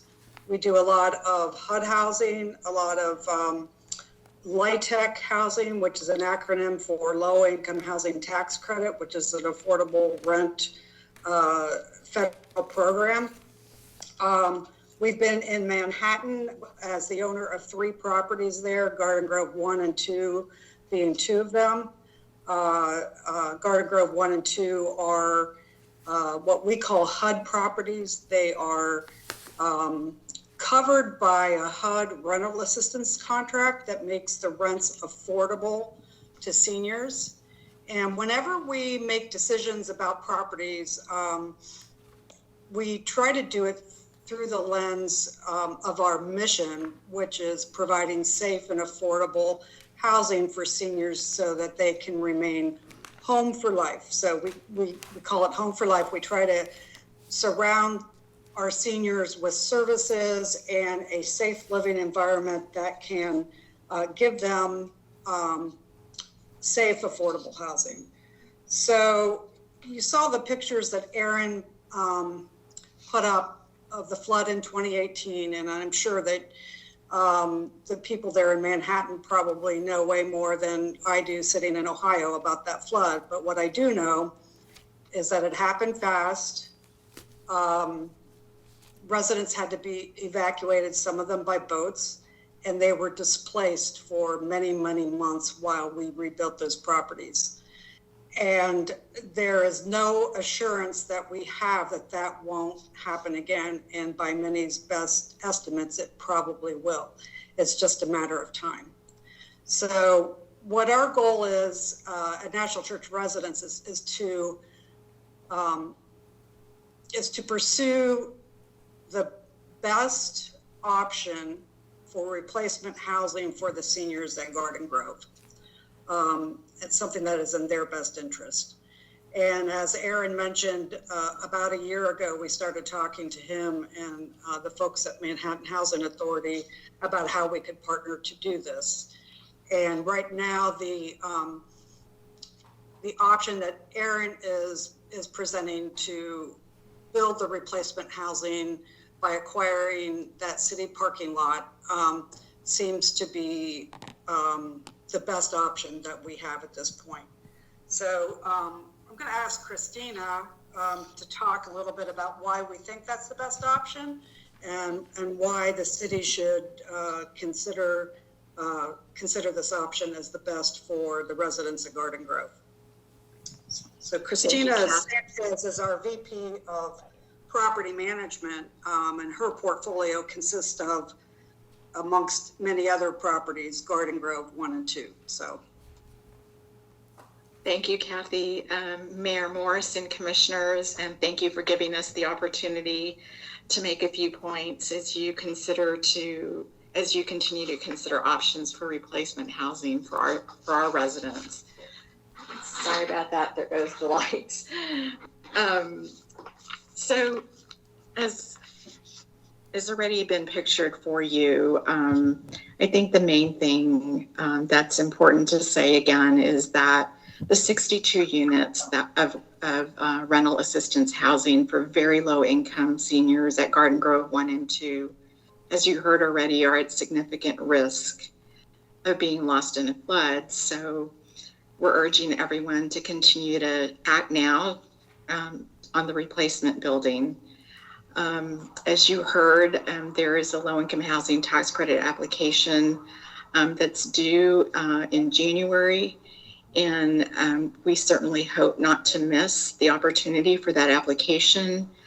And hopefully, if when awarded, we'd be able to break ground as soon as possible to mitigate the risk that the existing buildings could be lost again in a flood prior to completion of a new building.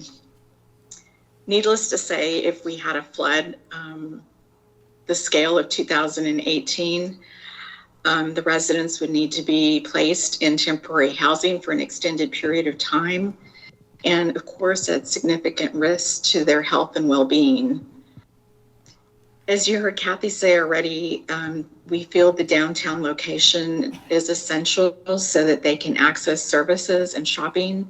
And I'll emphasize that being in an area where services and public transportation are nearby, as you heard Aaron say earlier, is a requirement of the funding sources for the new building. The residents would be best served living in this area. They would have services and amenities within walking distance and public transportation available to them. And I think the other thing is that keeping a senior campus is best for the residents. So placement of the building in proximity to Colorado Plaza, which is also a 48-unit rental assisted building for low-income seniors, would facilitate and help us coordinate social services and efficiencies of management of the buildings. And then I think the other point that's important to us, for us to consider, is the option of giving Section 8 vouchers to the 62 residents and merely hoping that they might find a suitable apartment is a gamble that we shouldn't take. And our experience has been that when residents are vouchered out, many times the quality of their housing is inferior. The lease is year to year. The landlord has the opportunity to opt out at any renewal period. And many times there's not any social or transportational services provided by the private landlord. Therefore, the social determinants of health for seniors are diminished when they're scattered. And that's something we should avoid. Another point is that the long-term rental subsidy for seniors would be lost, and this is what we're hoping to avoid. Vouchering out the residents would terminate the long-term rental subsidies in the contracts that we have in place at Garden Grove. If you take the time to think about it a moment, when we kind of looked at this, it really drove home the point that it's important to preserve these long-term contracts. These contracts have enabled over 300 low-income seniors to live in quality housing over the last 30 years. And it'll provide an opportunity for another 300 new Manhattan seniors to have a quality apartment over the next 30 years. Congress and HUD are either not funding or minimally funding any new long-term based rental subsidy contracts. Once the contract is terminated, the subsidy to low-income housing seniors is lost forever, and it places a burden on the existing supply of portable vouchers. So needless to say, as you heard Kathy mentioned as well, National Church Residences is committed to the safety of our residents. We've committed to work with MHA and its developer partners, Okios, in delivering and operating a quality new building that provides safe and quality living experience for our seniors. And our commitment goes beyond this. National Church Residences has communicated today to MHA that it's willing to remain in Manhattan to help manage the building and provide social services to the new building, as well as to Colorado Plaza, until such time as MHA desires to assume these duties themselves. So I think this helps communicate our commitment not just to ensuring there's a new building, but preserving the long-term rental contract and our willingness to keep services in place through our professional management services and supportive services. And I want to thank you for this time. All right, thank you, Kathy and Christina. Sorry, there's an echo.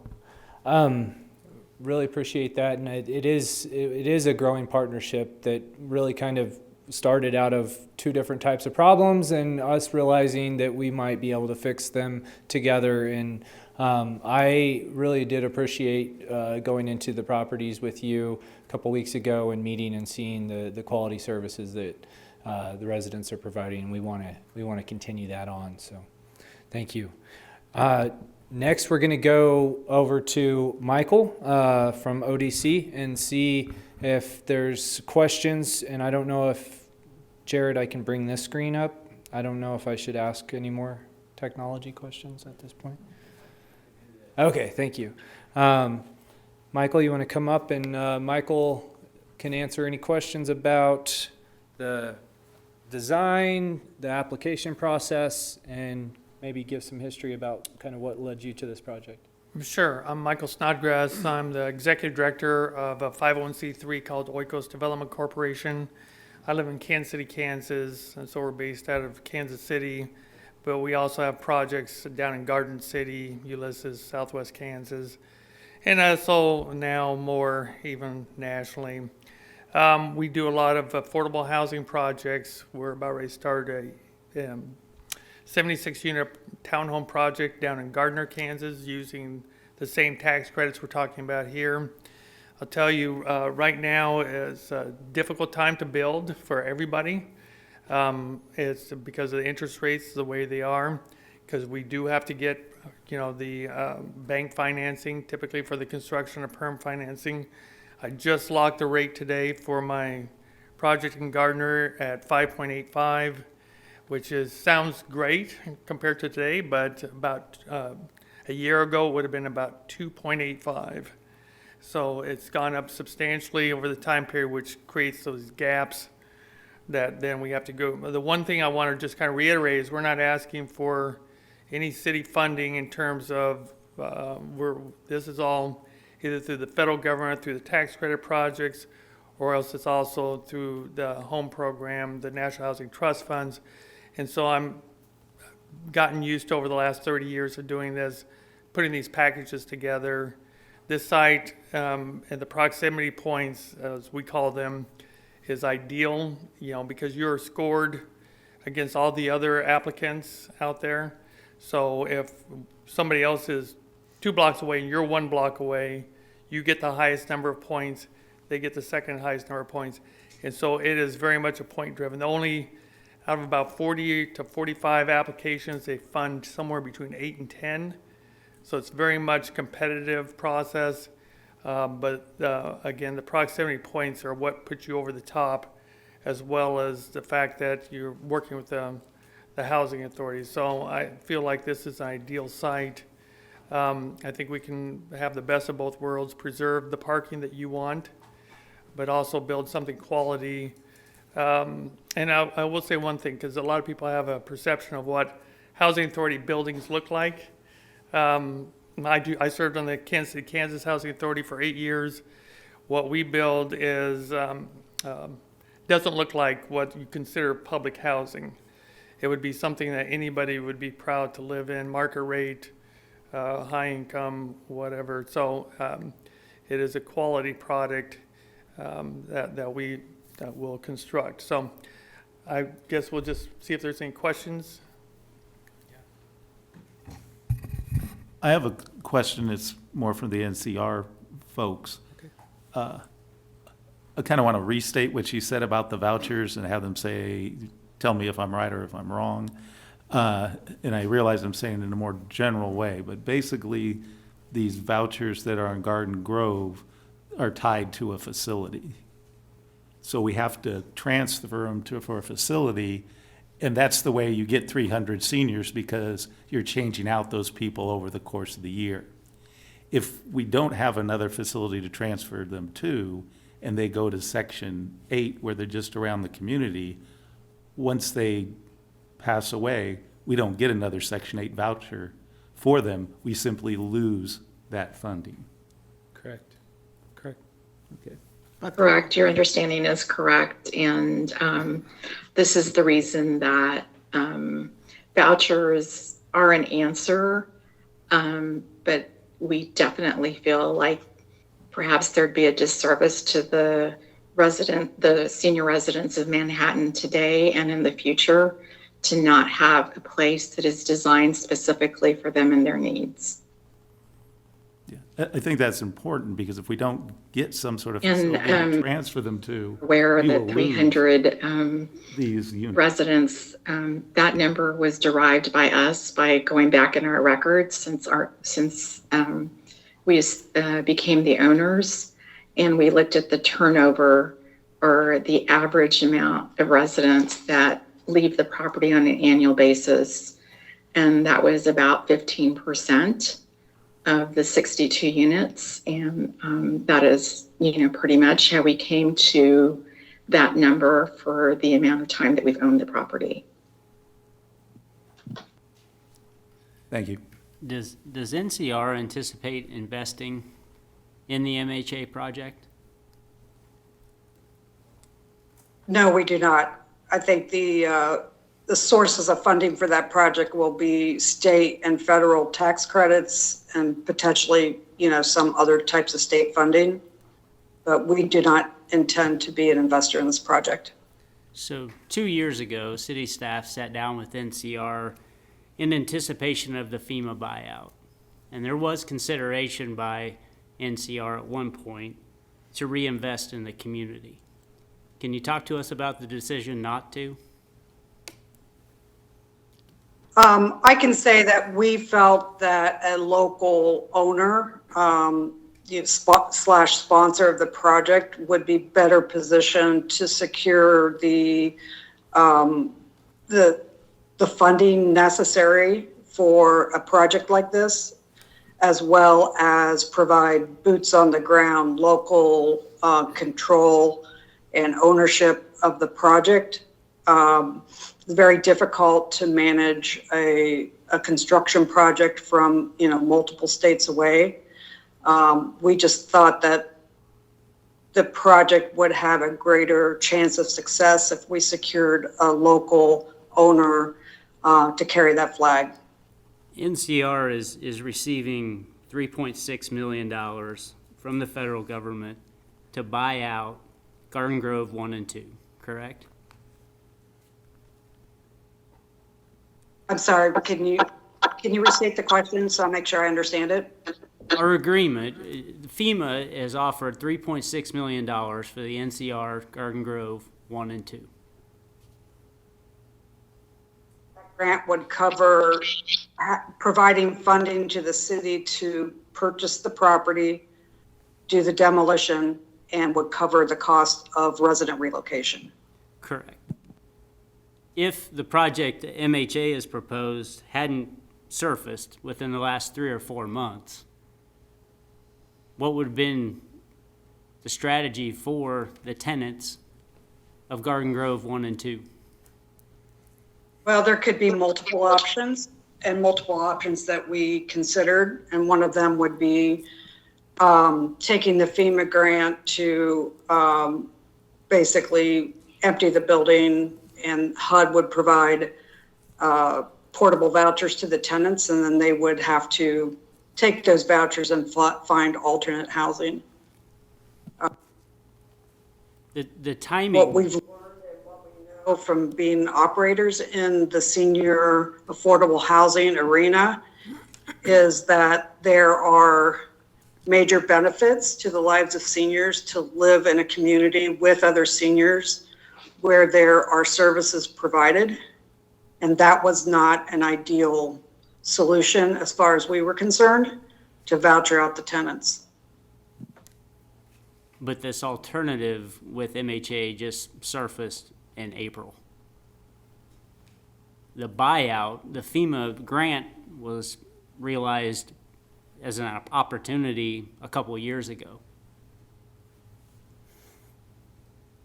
The city, I don't recall the exact timeline, but that's a possibility, yes. the situation at hand is the city is being leveraged for a parking lot to put this project because there is no other alternative other than what you just described with vouchers and these folks going out into the community and potentially losing the long-term financial value of the voucher contract they have today. That's correct. So Jason, let me clarify, the timeline didn't start in April or May. It started when, shortly after I took over the Housing Authority and was approached by Jim at NCR about our problems. We explored different solutions. And like I said in my presentation, the solution of putting 109 on one footprint of Carlson, given that we don't have reserves to go out and buy land and other things, was the direction we were inching toward as the only solution. But this presented itself, like you said, in April and May as an opportunity that would be even better than that, because it would keep the nature and the character of the downtown, not with a giant building on one corner of it, but rather a more 4 or 5 story. So this was not just something we came up with in April and May. We had been seeking out different solutions for 18 months almost. Yeah, and NCR had as well. I guess I just want to make sure we're aware of all the scenarios. Even if we agree to transfer the property, even if you apply for credits, next spring, Wildcat Creek swells, you're relocating those tenants, and you're probably never putting them back in Garden Grove 1 or 2. So I've been told that the building codes may not allow for rebuilding a building at that site. Right. So whether it happens next spring or the spring after, or possibly the third spring, because it could take you 3 years to really get this project complete to where it's ready for occupancy. There are a lot of scenarios for these 62 that are at Garden Grove 1 and 2 today. I just don't want to come across as if the city agrees to a parking lot downtown, all scenarios and situations and circumstances are covered. There are a lot of different alternatives that could still play out even during construction, that these 62 don't go straight from Garden Grove 1 and 2 to the MHA project. That is accurate, but that isn't what we're talking about. We're talking But about it the is. contract. No, it's not. The contract being transferred from one building to the other is regardless of the intent or where or what the 62 want to do. Those are separate discussions. We're talking about preserving a contract in this community that if NCR did decide, look, it's flooded, we're done, we're out, which they won't, that contract leaves this community permanently. It's not individually with each 62 people. That would be a separate contract that is done as a tenant protection voucher in a crisis that you're talking about, which is not relevant to this discussion. This is about a contract staying in the community, not 62 vouchers and temporary housing that would happen in the next 3 years. That could happen tomorrow. It doesn't change that they need a building for this contract to go to. And how long do you have to deliver that building, Aaron? How long do I have? Yeah, to keep those contracts. It would depend on the tenant protection voucher, the URA. Christina, are you familiar with? I mean, there's rights for after a year, then the URA, if they're temporarily relocated for the Uniform Relocation Act, then that triggers other mechanisms that provide assistance to them that is not this contract. I guess maybe you can state the question. If we say we were to do this and during construction, it was to get flooded out, what would be this scenario? Are we, if we've been awarded it to build the building and the transfer of these contracts, is that still valid if there is a flood? And for those people who have to be relocated, how long, you're saying they're going to get these emergency things to take care of them.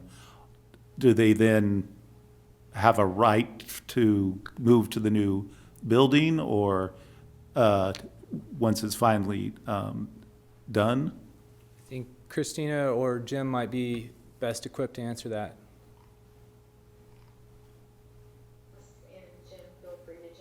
I've missed something, but I do believe that if something were to happen before we get the building, the new building completed, and once it is completed, the residents of Garden Grove 1 and 2 would certainly be able to come back to the property under what we call a preference.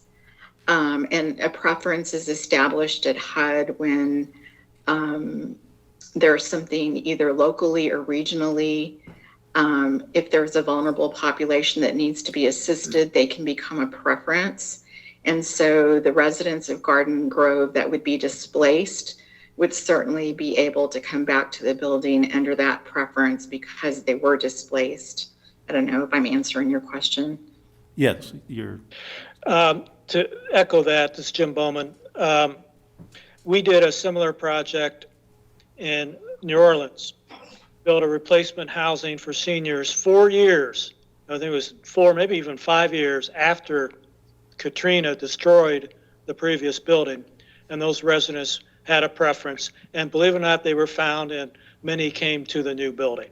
So the HUD contract would still be good because of the delay due to this sort of circumstance. So, okay. The transfer of the contract. The contract would not expire.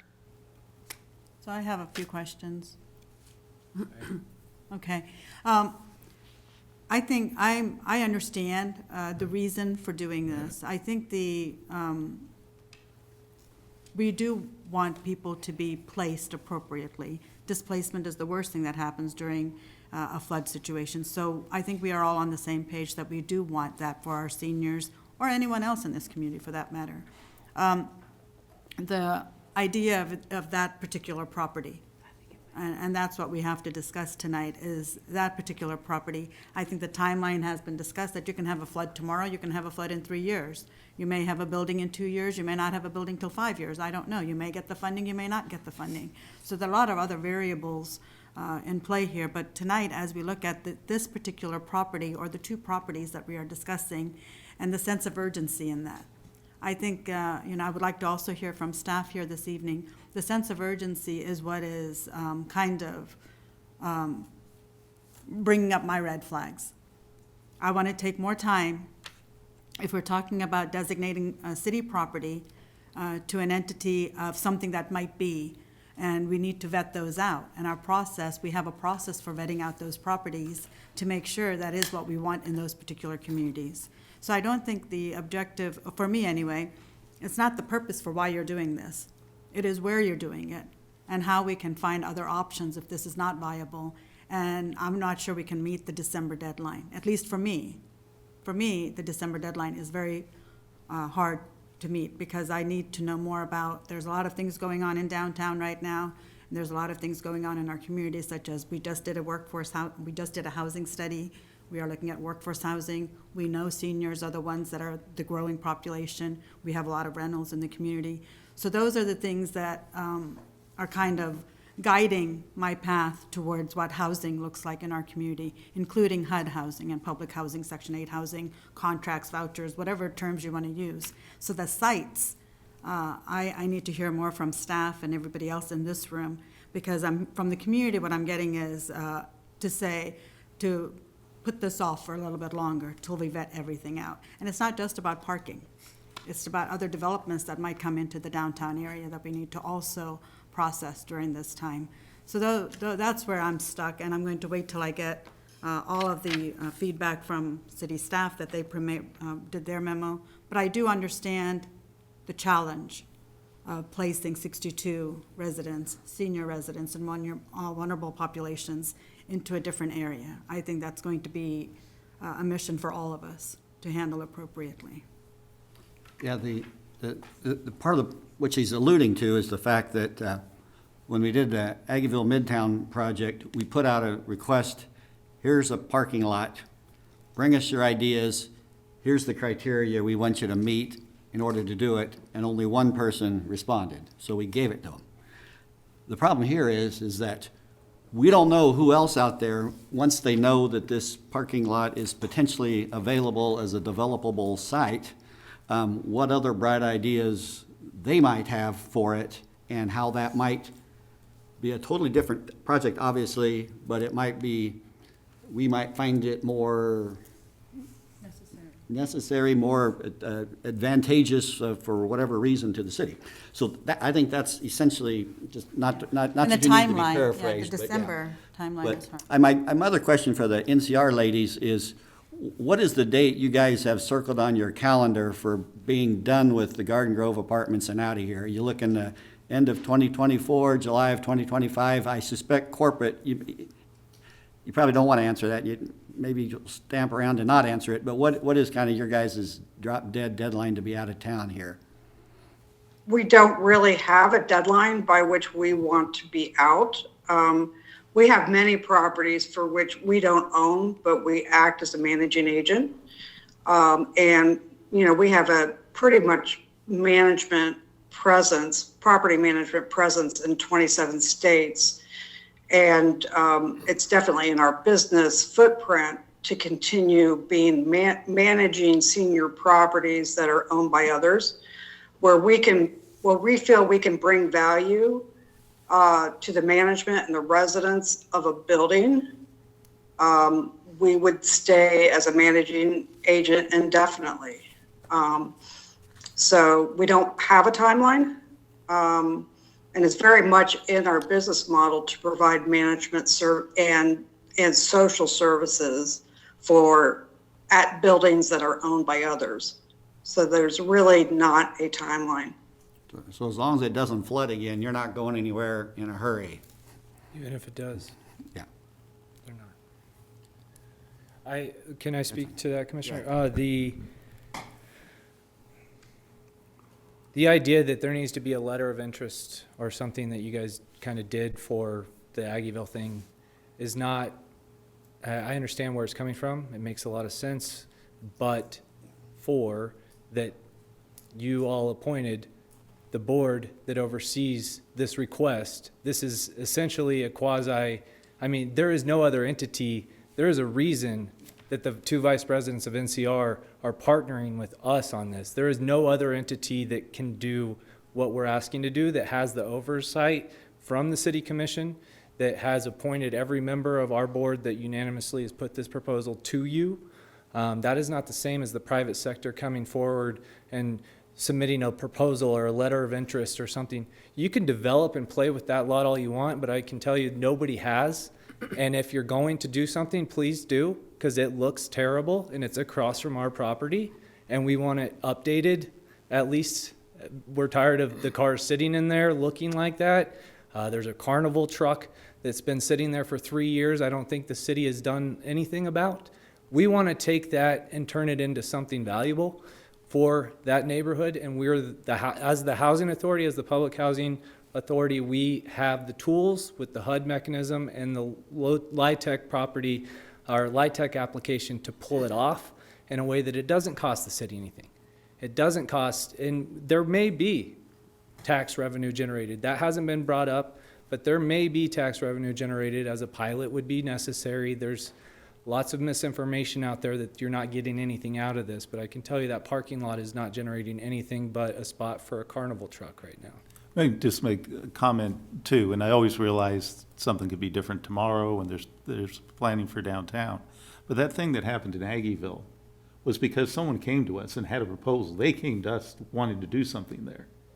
Okay, because they came to us and we felt we want to put that out to bid in case there's somebody else. We did. No one put in for it.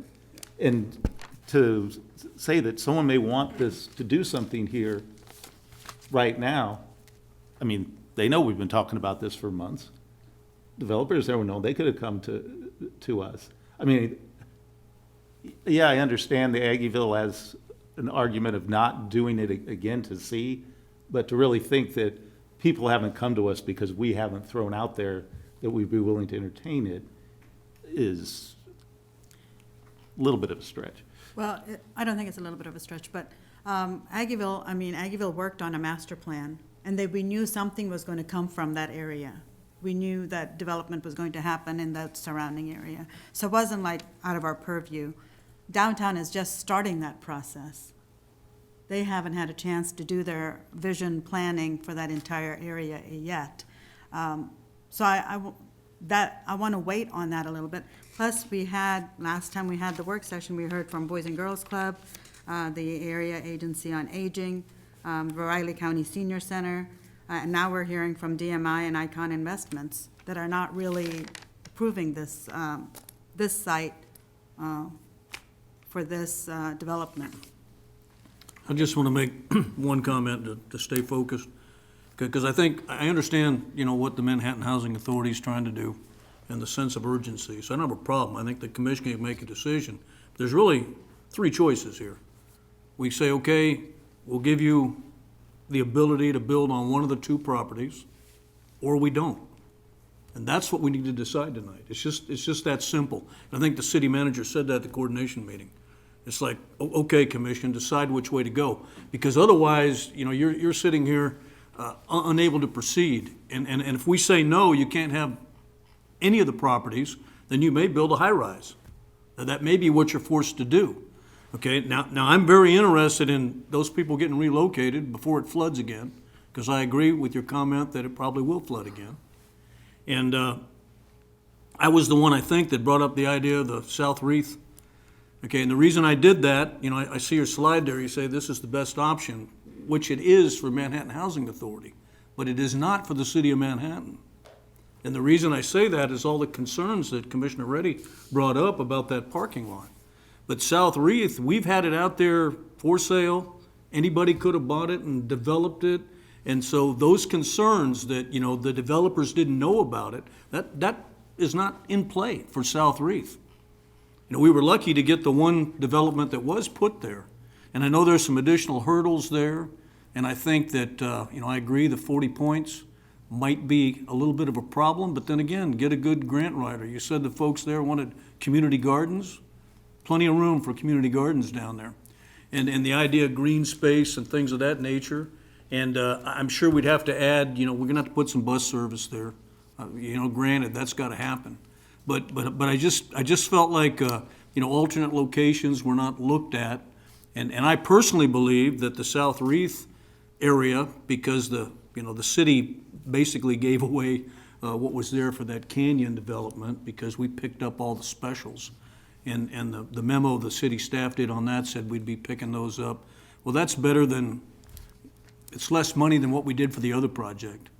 So I think that just hasn't really been fully explored because everybody's focused on the parking lot. And so, I threw that out as an option, and that's still the one that I like the best, though I understand it's a little bit more difficult in the grant application. I think you want to speak to that?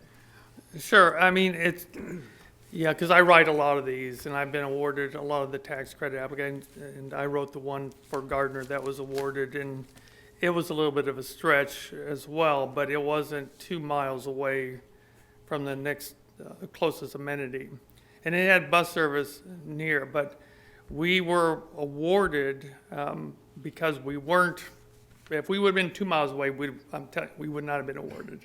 So unless you can get the bus service, like you said, guaranteed there, that's one way of offsetting that. But as I understand it right now, it doesn't go right there, correct? So, no. So, yeah, we did look at the site. I reviewed it. I went down to the application and scored it to see how it would score. And out of the 40 applications that I know are coming, because there's usually typically about 40, it would probably be middle of the pack. And so probably would not get funded. It might take 2 or 3 years to get funded, but that's where you could get funded maybe eventually. But you're going to have to mitigate a lot of those, and you're not probably going to get it mitigated by the time you put in your first application. I also want to make a mention, just because we're coming at a period of the lowest interest rates we've had in the history of this country at almost 0%. So the ability of any developer to come in and make a presentation to build on a site, that was the time to do it, was 2 years ago, 4 years ago, 5 years ago. Now that interest rates, we're seeing this across the country because we develop it.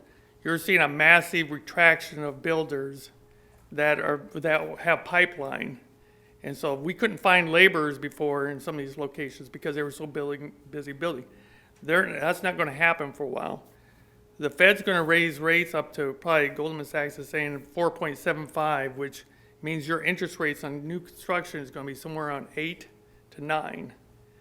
And so the fact that a developer is going to want to come in without heavy subsidies is not going to happen. I'm just throwing that out there. Oh, Mark, did you want to? Just a quick question. So what, talk a little bit about this whole idea of only taking half the parking lot. I saw that somewhere. How would that work? Are you like parsing or subplotting, or I don't know what the... Yeah, maybe it was Stephanie, was it in your guys' report? Maybe I saw it?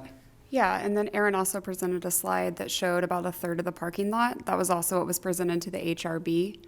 Aaron would really have to speak more to what that would look like or how it would work, but that was something that was brought up of only looking at a third of that site. Yeah, it's on that slide. I guess the question would be, if they only take a third of the site, would you still consider that developable, that other 2/3? I think it depends on what third of that site that we're looking at. I would also presume that it depends on what's going in there. In downtown, we have a 0 setback, meaning that you can build up to the property line. However, we've started to experience this a little bit in Aggieville. If there's a development that goes in, let's say on the corner there of 5th and Pierre, and there's windows along that interior wall, that's going to limit how close a building can get to it. And that's from a code perspective. I don't know what that requirement is. That's risk reduction that we work with.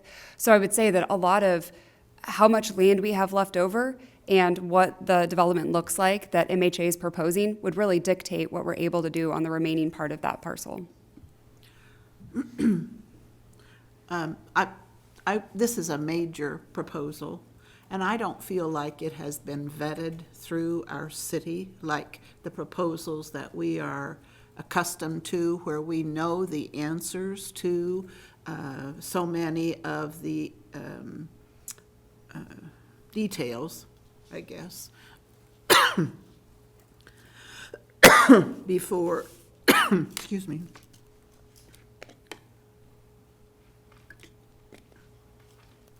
This is coming at us directly as commissioners from a developer, and I'm not comfortable with that. I want our city staff, I can't ask city staff questions because they don't know answers. And so I don't want to meet outside of a city meeting because I can't hold anybody accountable for the information they give me unless I'm in this setting here, as far as I'm concerned. And so when the developer comes through the city processes, we can hold them more accountable but I just see a lot of inconsistencies, and that's why I'd like to have the proven track record.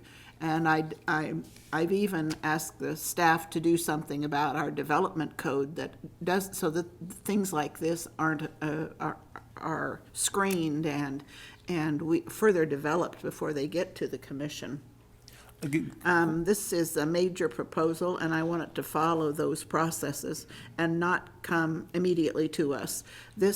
I want to see this actually delayed until the city develops the new downtown tomorrow plan, or whatever the name of it is today. And it started out as Carlson Plaza, and mold was the issue. And now we're talking more about National Church residences and the flooding than we are even about that's what I mean about the inconsistencies. The West Side location is viable. There are over a dozen, but there are also over a dozen Manhattan Area Housing Partnership tax credit facilities all over this town too.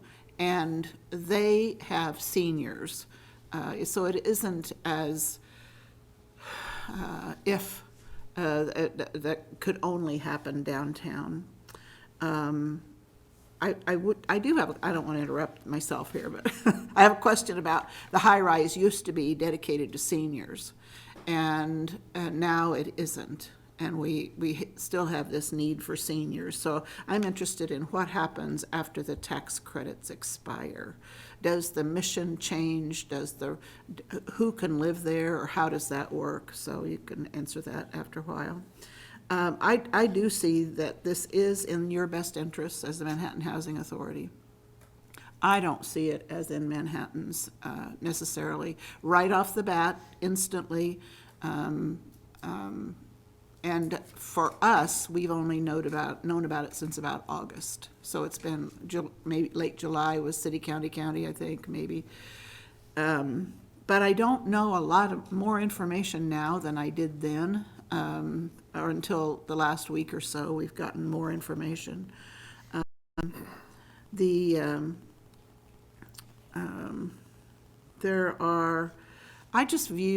just think there are an abundance of housing funds out there at the state and federal level. And so there's not just one funding, and I'm not knowledgeable about the funding as it flows from the feds to the state through the Kansas Housing Resources Corporation or not. But I just know that there's ARPA money, and it seems to me that there's all kinds of money out there.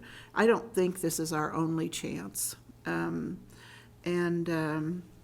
The Manhattan Housing Authority was once a department of the city. When I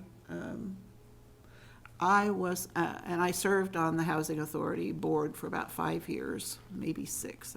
I was trying to figure that out.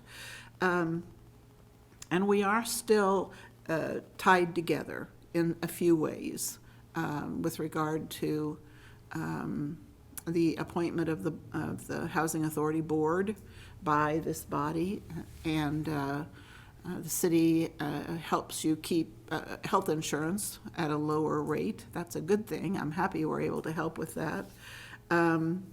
But we also helped with $1 million loan when the high-rise was under construction.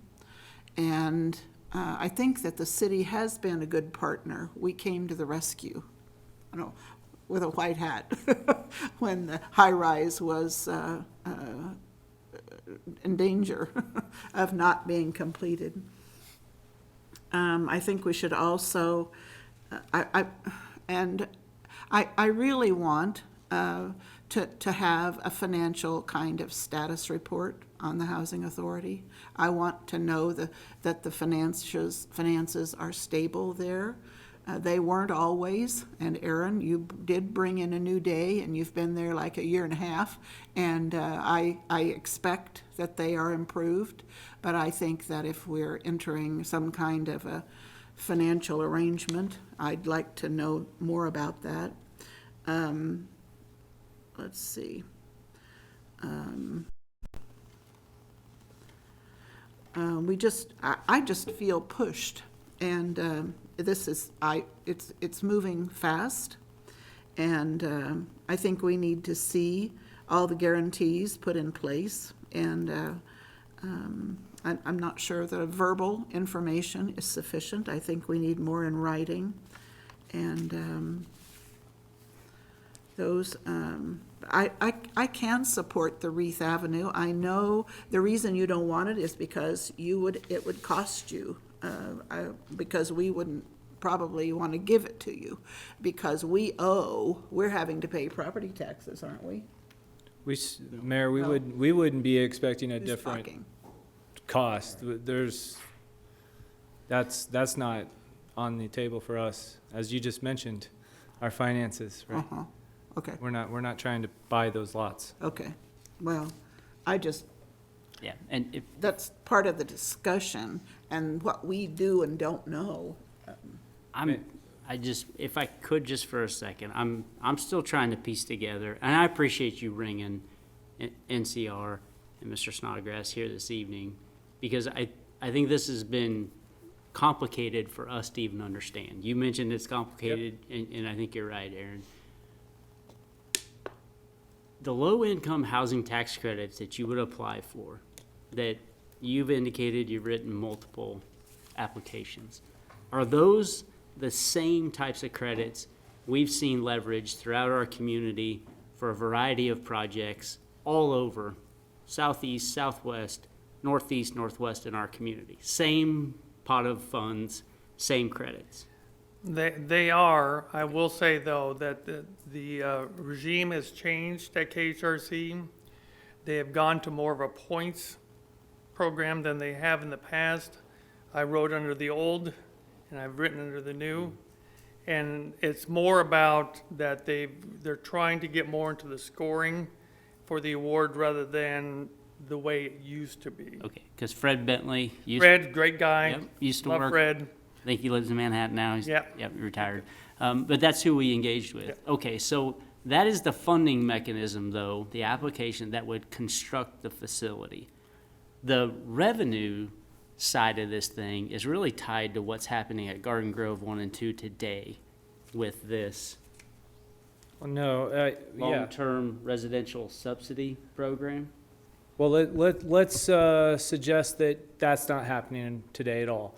But there needed to be a replacement building, right? In order to leverage whatever's going on there, correct? Because the contract, putting the contract on a new facility so people would be able to move to it, right? Yes. Regardless of the buyout and all that stuff, that still has to happen. And it could be another entity that's involved, although for all the reasons we've discussed, HUD and others would like it to be the housing authority because of the locality of that and our vision here for the campus. And the way they described it earlier, it's not as if that subsidy goes with the tenant, it's more about the structure. Correct. So with Garden Grove 1 and 2 going away, if there's not a replacement structure, It goes away. it goes away as well. It is recaptured by HUD and not redistributed. So the low-income housing tax credit application is really separate than the Correct. relationship you're trying to form and create because Garden Grove 1 and 2 are going away. We're trying, yeah, go Well, ahead. let me, so the Section 42 tax credits, which are also known as low-income housing tax credits, typically provide about 70% of your construction financing. So the gap is usually filled by permanent financing, of which the voucher program then supports that payment. So there will always be some sort of permanent financing. So that's why that is, for any kind of tax credit syndicator, that's gold to them. So they're willing to invest, pay a higher price on those tax credits typically, because they're getting that kind of a project-based voucher. So that's how you get to 100%. And again, my questions are more because I think things have shifted in the way housing tax credits are awarded, but also just understanding how valuable Garden Grove 1 and 2 truly are to the community. That makes more sense to me today than it ever has in terms of the link between. I thought it had a lot to do with the 62 individuals. No.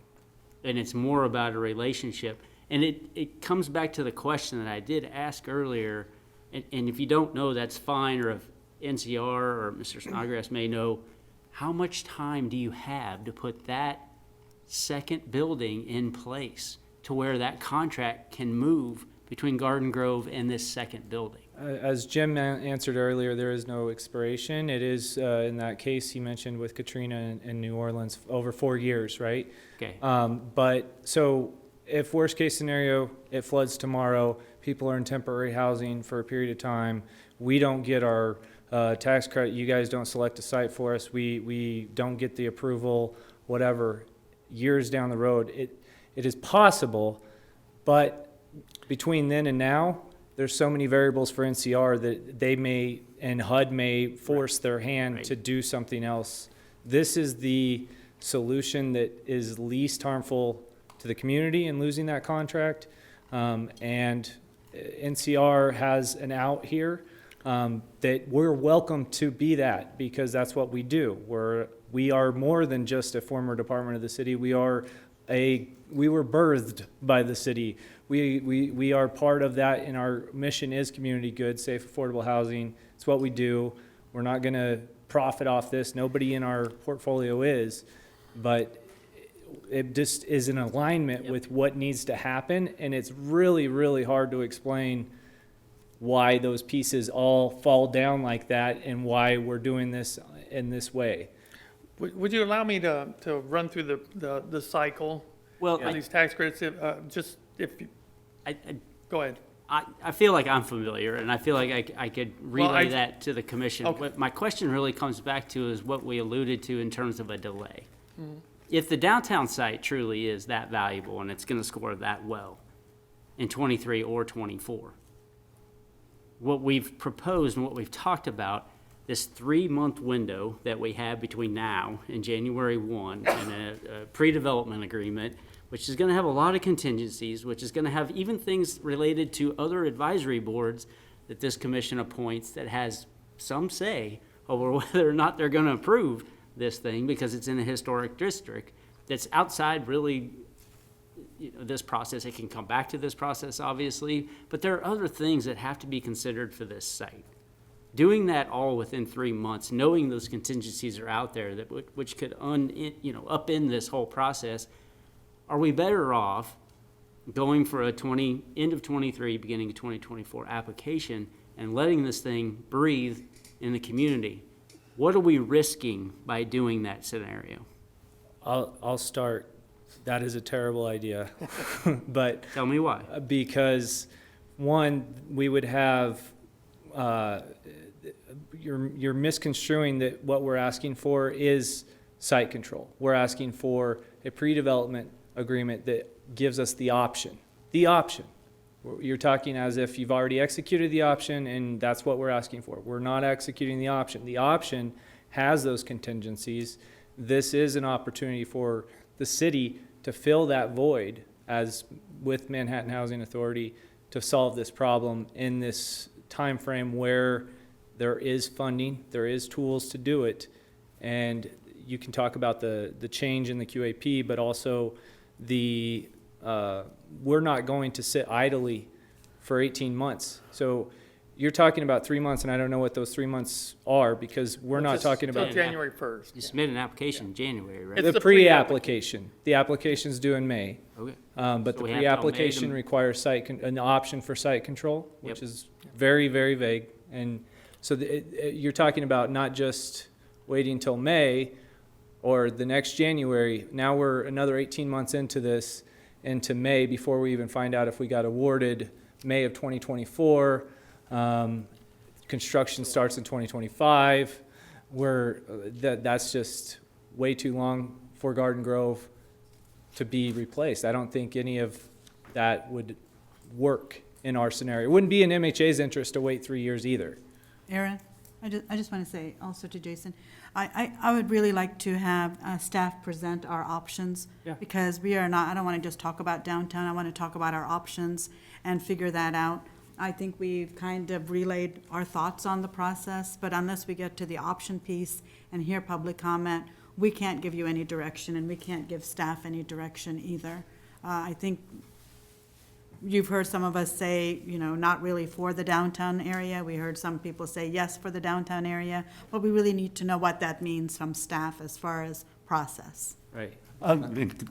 Comment that even take Aggieville, they had much nicer drawings, but that was still just a concept in showing that they had the financing, or going to have the financing after when the part of the pre-development agreement, and it changed because Chipotle wouldn't move, So the original parking, they told us, got changed with that.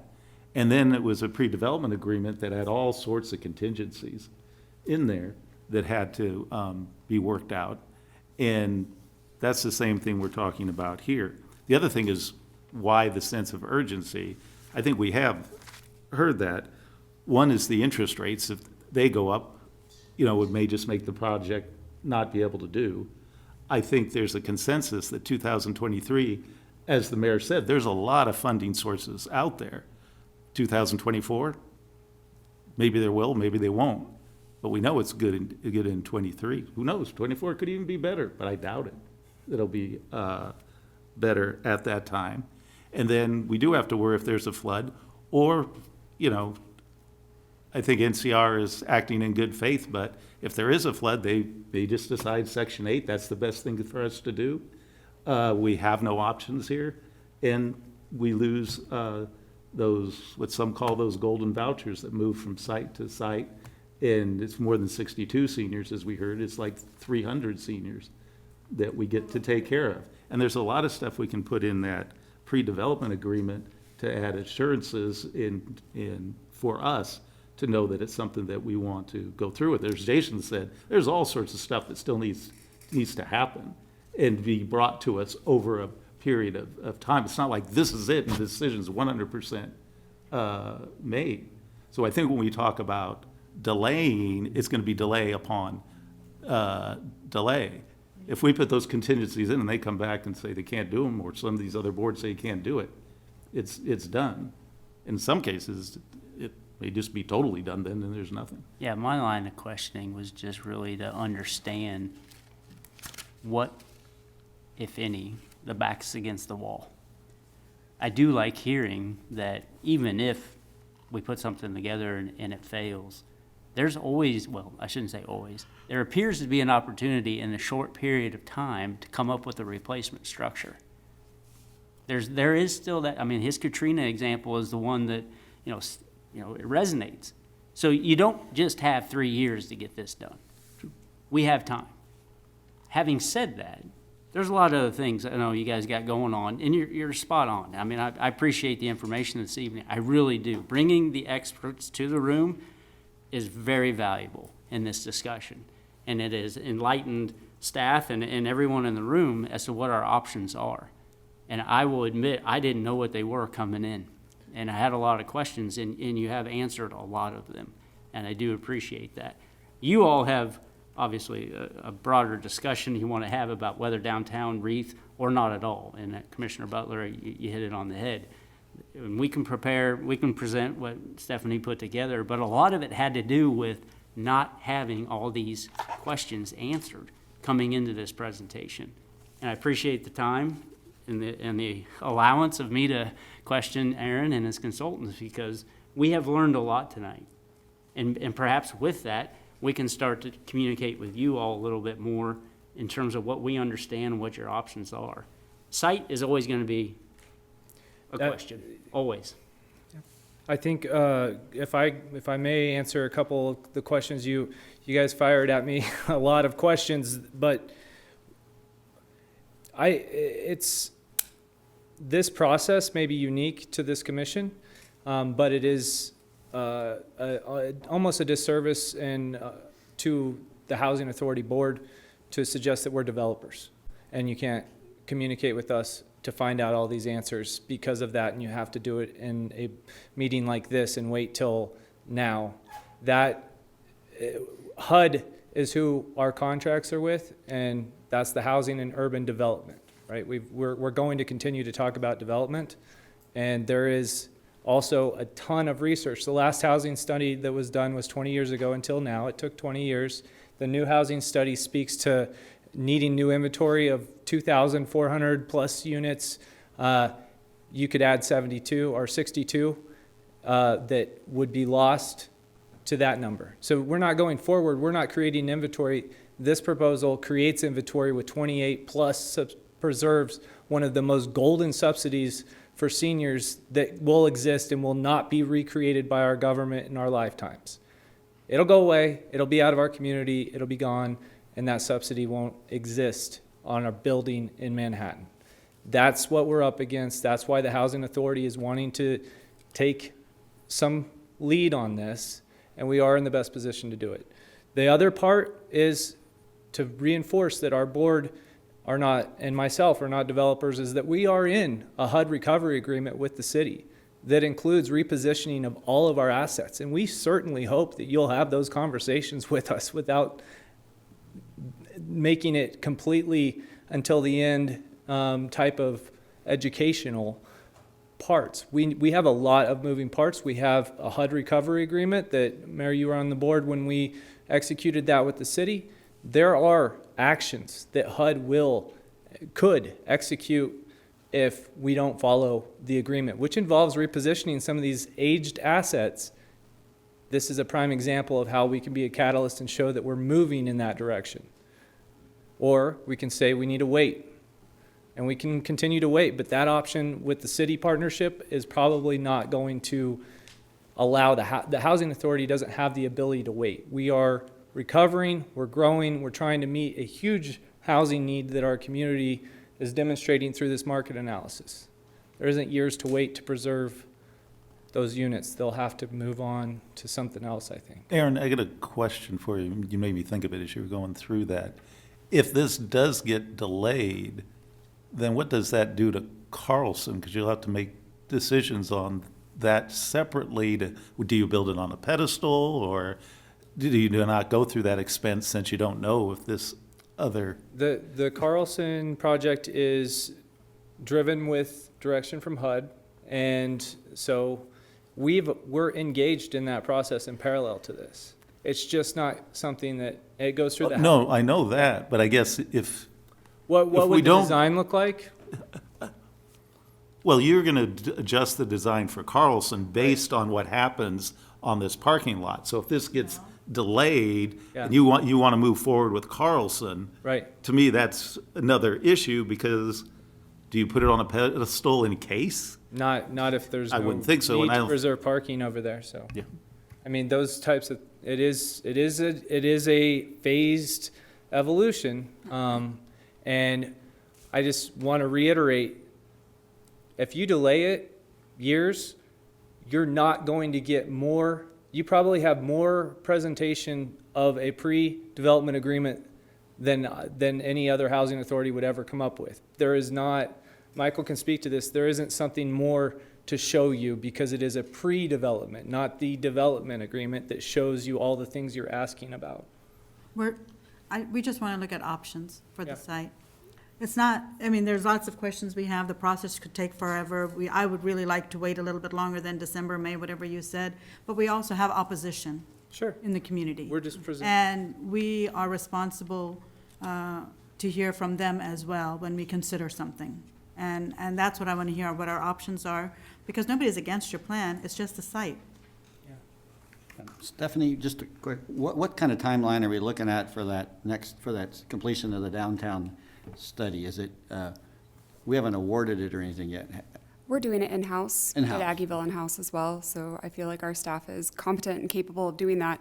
The timeline right now, it should wrap up about this time next year. Oh, okay. Maybe even a little bit earlier into the summer. Now, Mayor, can we go ahead and get public comment? I Yes. think there's people Staff. We waiting. didn't even hear from staff. All right.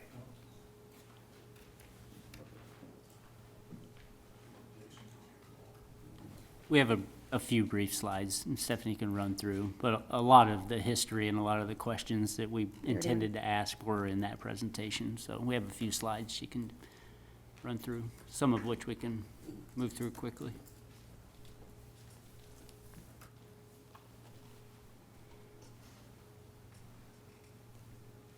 Where'd it go?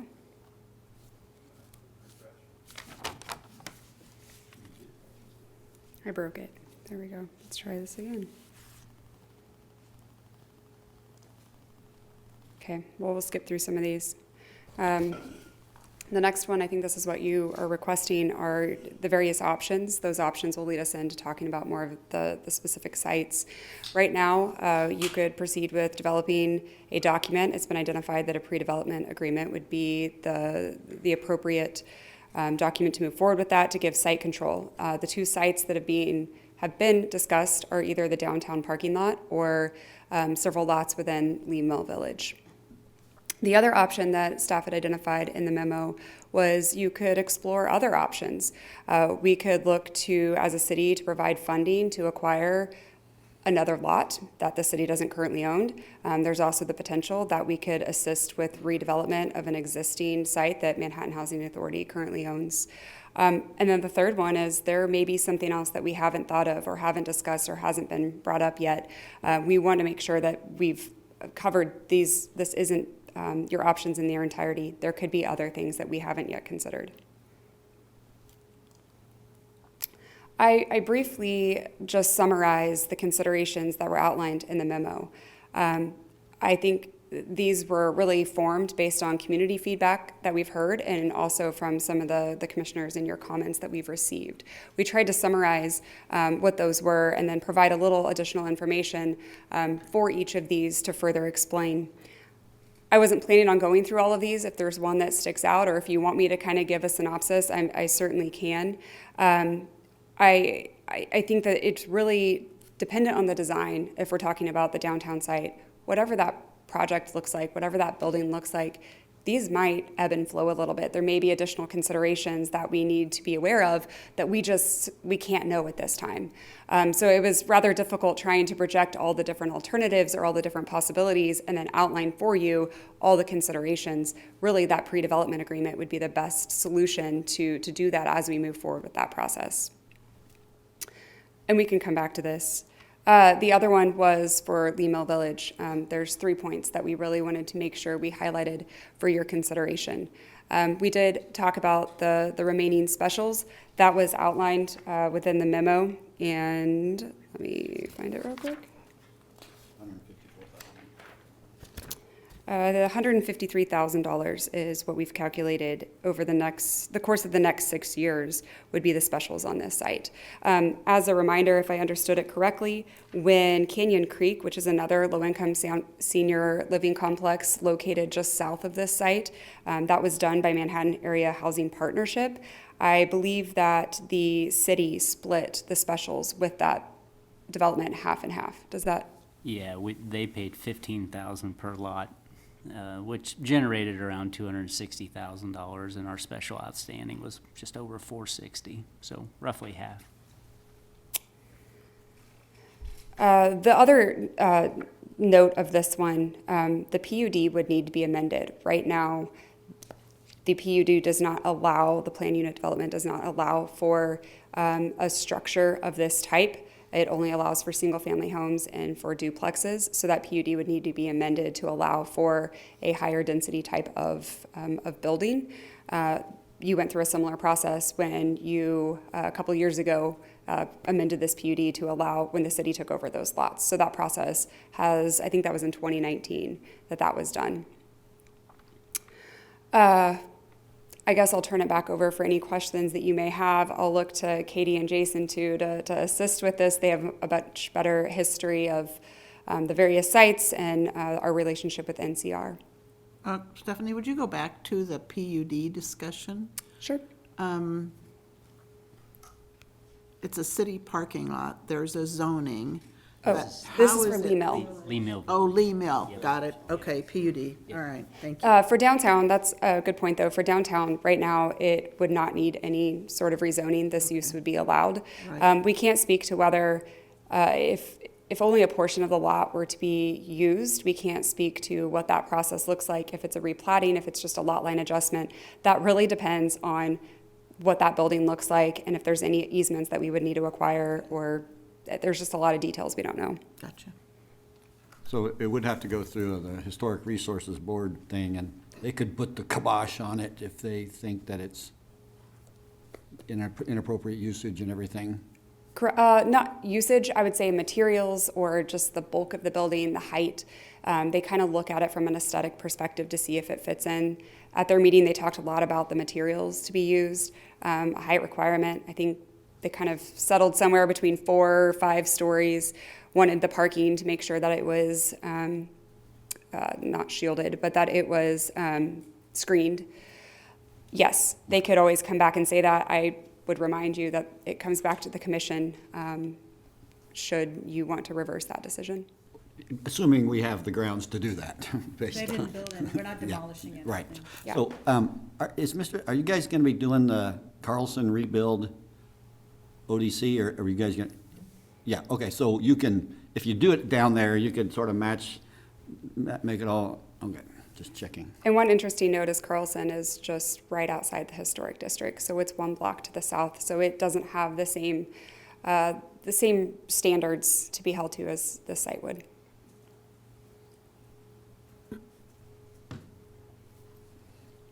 Excellent memo. It was long, I Read it. apologize It for that. had a lot And of Katie, stuff, but it put everything together. Appreciate the work on that. well, it was definitely a joint effort. Katie did a whole bunch of work on that as well.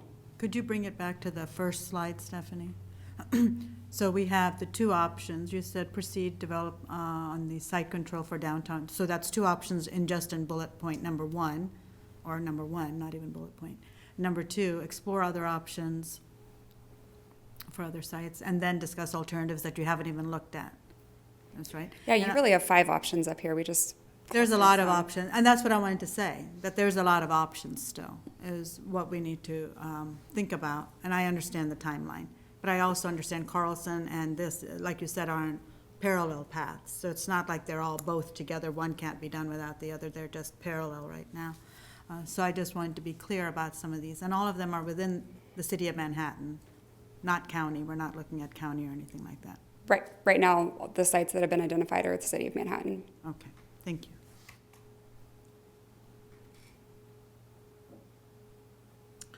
Okay. I think if the commission has exhausted questions, this would be a good time to open the meeting for comments from the public. Please come forward. Sign and everything. Donna Shank-Hamlin, 1922 Leavenworth. This has been kind of a work session, hasn't it? I've been learning a lot, and timelines are such a trip. As a member of the steering committee for the housing marketing study, we all wish it could have started earlier. We weren't in command of that timetable, but it was good that we went through that process.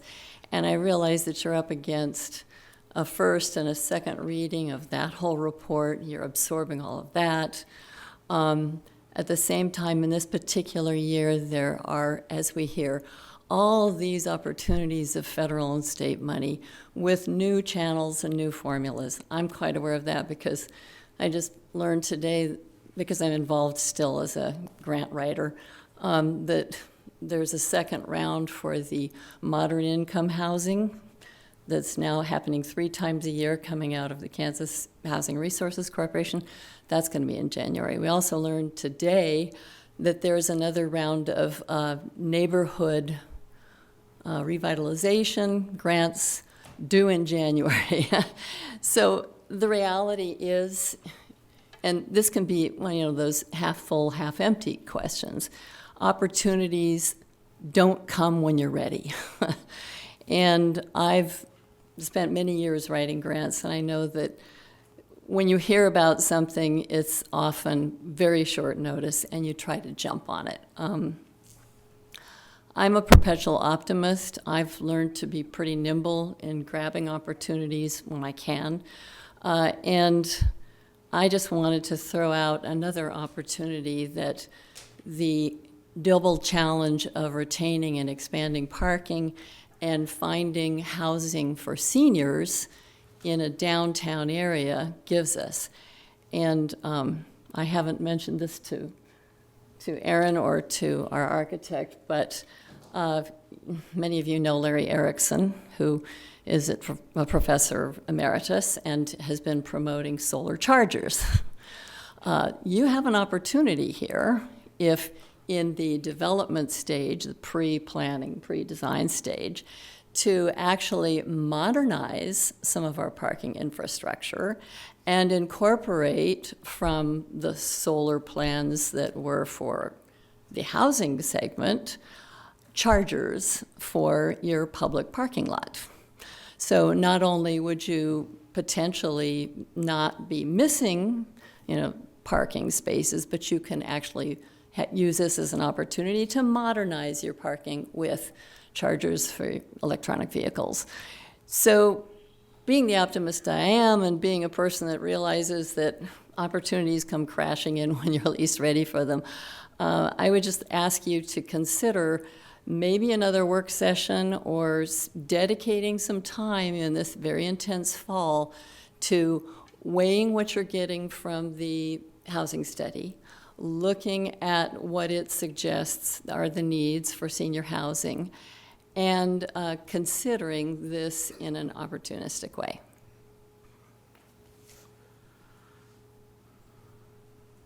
All right.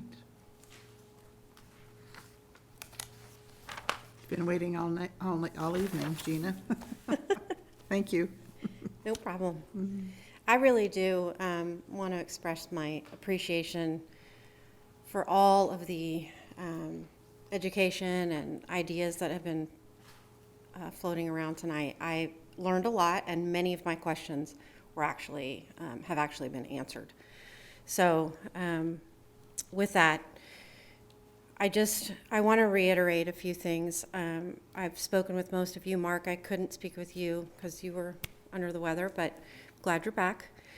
As you know, DMI's mission and sole reason really for being in existence is to protect what we have currently and our future growth. And it's really important to the stakeholders. This has been an interesting learning time for us over the last 2 months because we've really talked about this. We've really gone around and had really interesting conversations about what is important and how to weigh those things out. And we didn't have a lot of the information. Honestly, I just learned so much tonight. We do feel relieved in knowing that no matter the outcome of this proposed project today, that no person will go unsheltered at any time. I think that we were very concerned about that. When I say we, I mean DMI Board of Directors. This was something that we were very concerned about. We do care about the safety and well-being of our citizens. So that needs to be said. At the same time, we don't believe that due diligence has been done in this process. There's a lot of questions that still remain unanswered. And as I was sitting here, and my entire board is down working the Plates and Pours event, and they're texting me questions. And a series of very legitimate questions that have come up is, how did this actually this project get prioritized over the Downtown Tomorrow 2.0 plan? How did this happen, actually? That's a legitimate question, not trying to be snarky. And back to what other people were talking about earlier is what happened to the process of this. I mean, everybody else is required to go through a process where everybody's heard and all of these things and ideas are fleshed out, and it's just been really all over the place. There's been a different concept, just different information, and it's been really hard to get a grasp on exactly what is happening. And so really the DMI Board of Directors just kind of came together and said, no, we have to first and foremost just protect our assets. I am struggling to understand, as is the board, why exhibits A and B are the only options. It seems rushed. It seems like not really even the best for the Manhattan Housing Authority, either one of these options really. I would like to know too, if the city is willing to forego the sale of property or forgive specials, shouldn't other scenarios be considered? especially now that we know that no residents will be left without shelter. I think it's really important to not put a building in place on a lot it's going to stand there for 50 years. We're losing opportunities left and right for potential tax revenue. This is not in keeping with the downtown mission. This does not promote economic growth. This does not look at what is best for the entire district. This really only looks at a solution for one entity, and I'm not trying to be ugly or cold about this. It just really doesn't take care of the investments that have been made in downtown for all of these years. It doesn't allow for the downtown study Beyond Tomorrow to be even look at that area, which is what we consider our secondary core. So it's a growth area, and we would like for it to be looked at in that way. Thank you, Gina. Welcome. Appreciate it.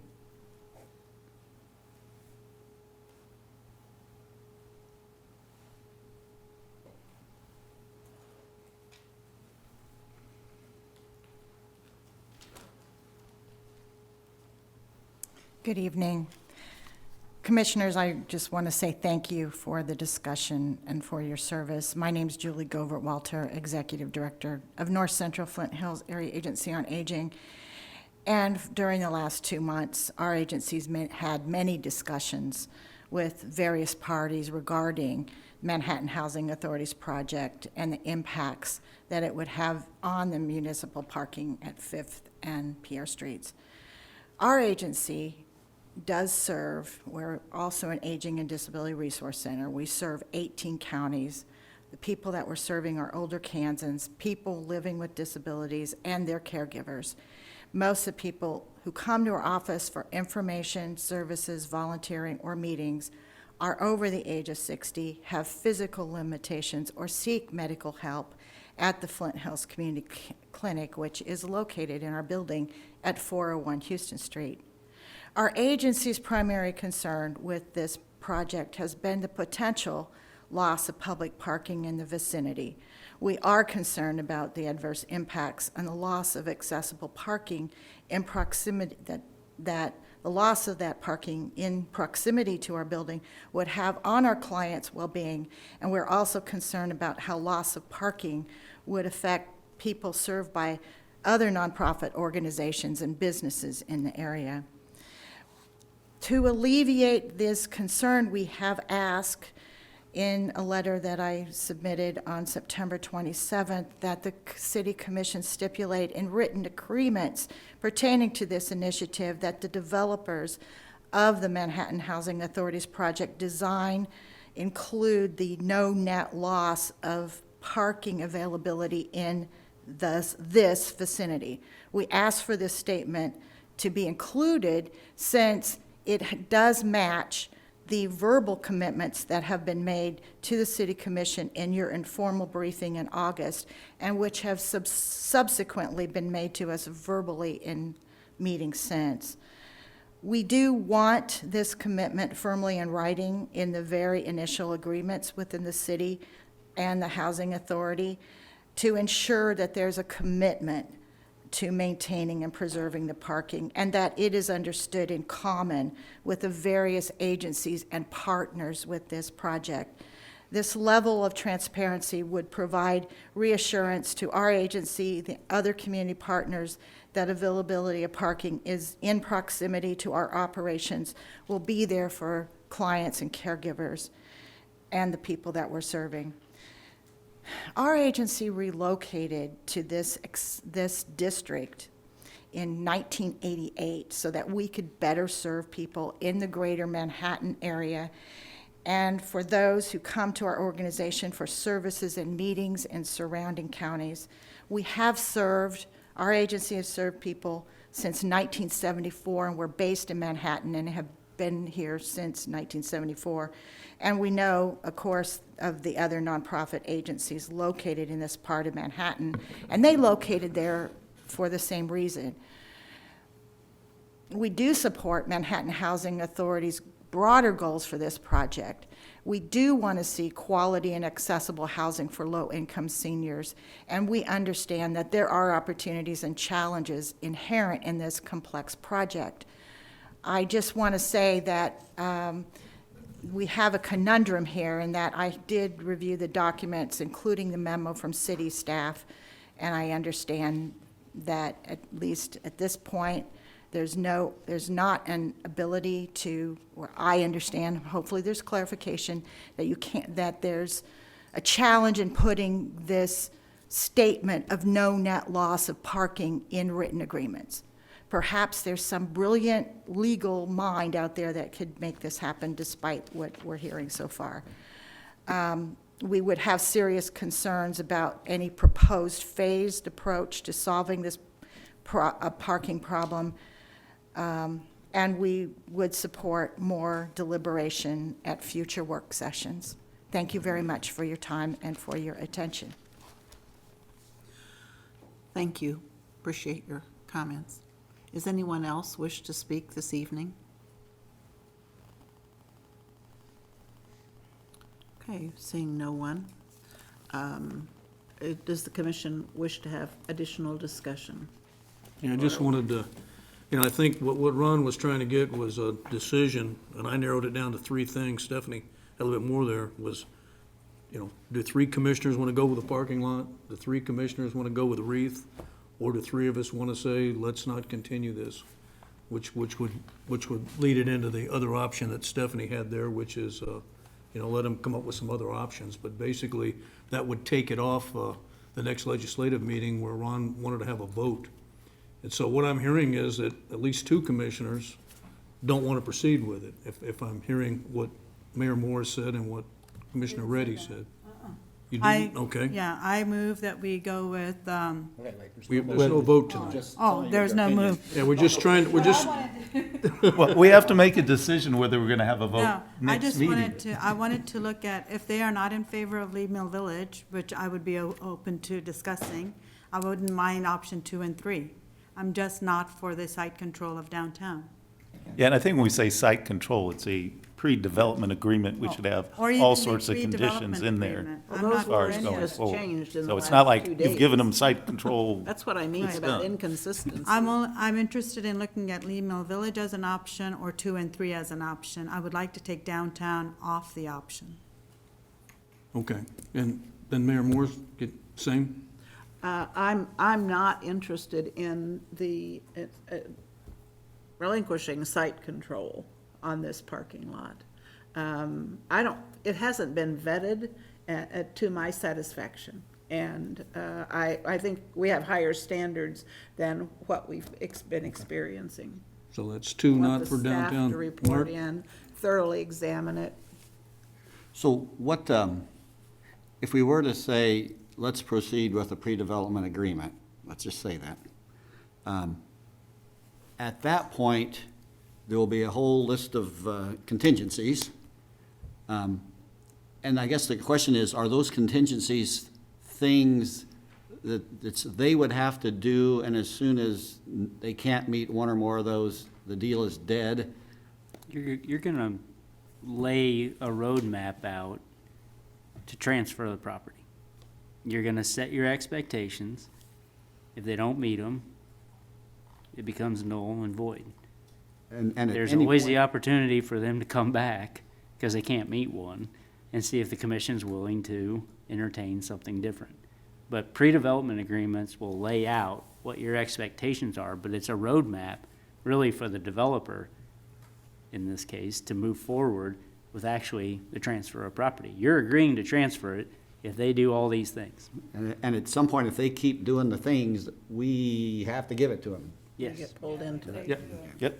You know, from the beginning, I said I was interested in moving forward, but it was with regard to exploring, and not just the commitment that early in selling the lot, because we didn't know, and we still don't know enough about it.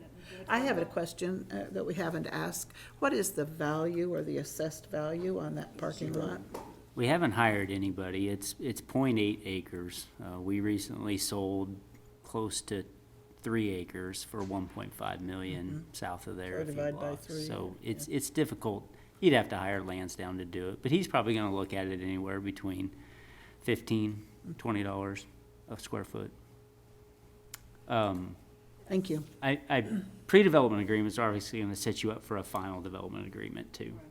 And that final development agreement could even have more detail and more ironclad types of contingencies. But you're gonna set a roadmap. And once they perform, then they'll come back for that final. So you're gonna have a successful tax credit application. You're gonna have a successful determination on how you wanna address parking. You're gonna have you're gonna have a series of things. By the time they go to make an application in May, by the time they hear back, is it October? July? Then you'll know whether they even meet that one, whether they got the credits themselves. But there'll be others along the way. So Mark, my question still is, what's your leaning towards the pre-development agreement on either of the two properties that they mentioned? Well, I'd much rather the Lee Mill Village thing. I know that's a food desert out there, but it's 8 blocks to Hy-Vee from Carlson Plaza and that location also, so it's not like it's, yeah, if they're disabled or elderly, I'm not sure if they're gonna hoof it 8 blocks to Hy-Vee in December. So they're still in a food desert of sorts. Yeah, maybe I just want to throw another 2 cents in here, is you heard how long that's going to take. And if we go with, out in Lee, and that's not going to score very well, we've just spent all that time too and didn't get it. And what's the sense of urgency? I just come back to, it's the interest rates. They go up, we're never going to be able to do it.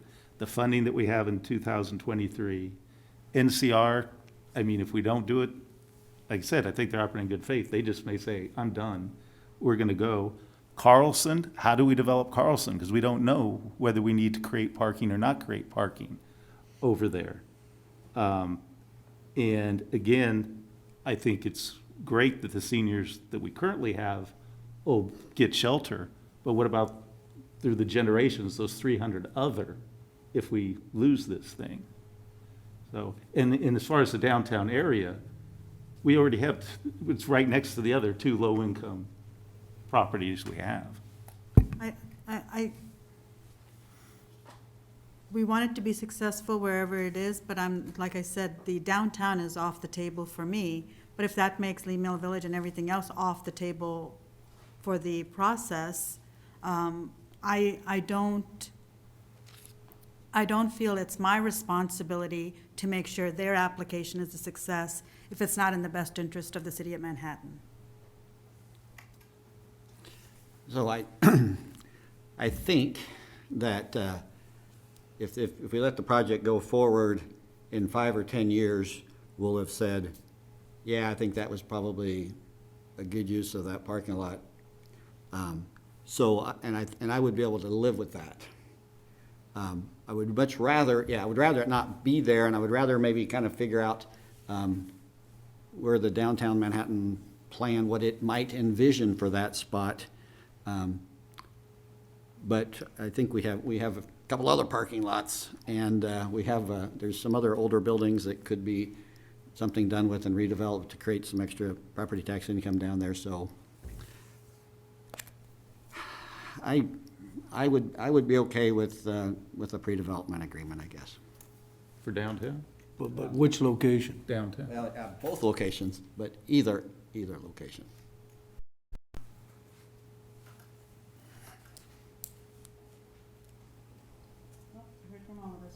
Well, we need to.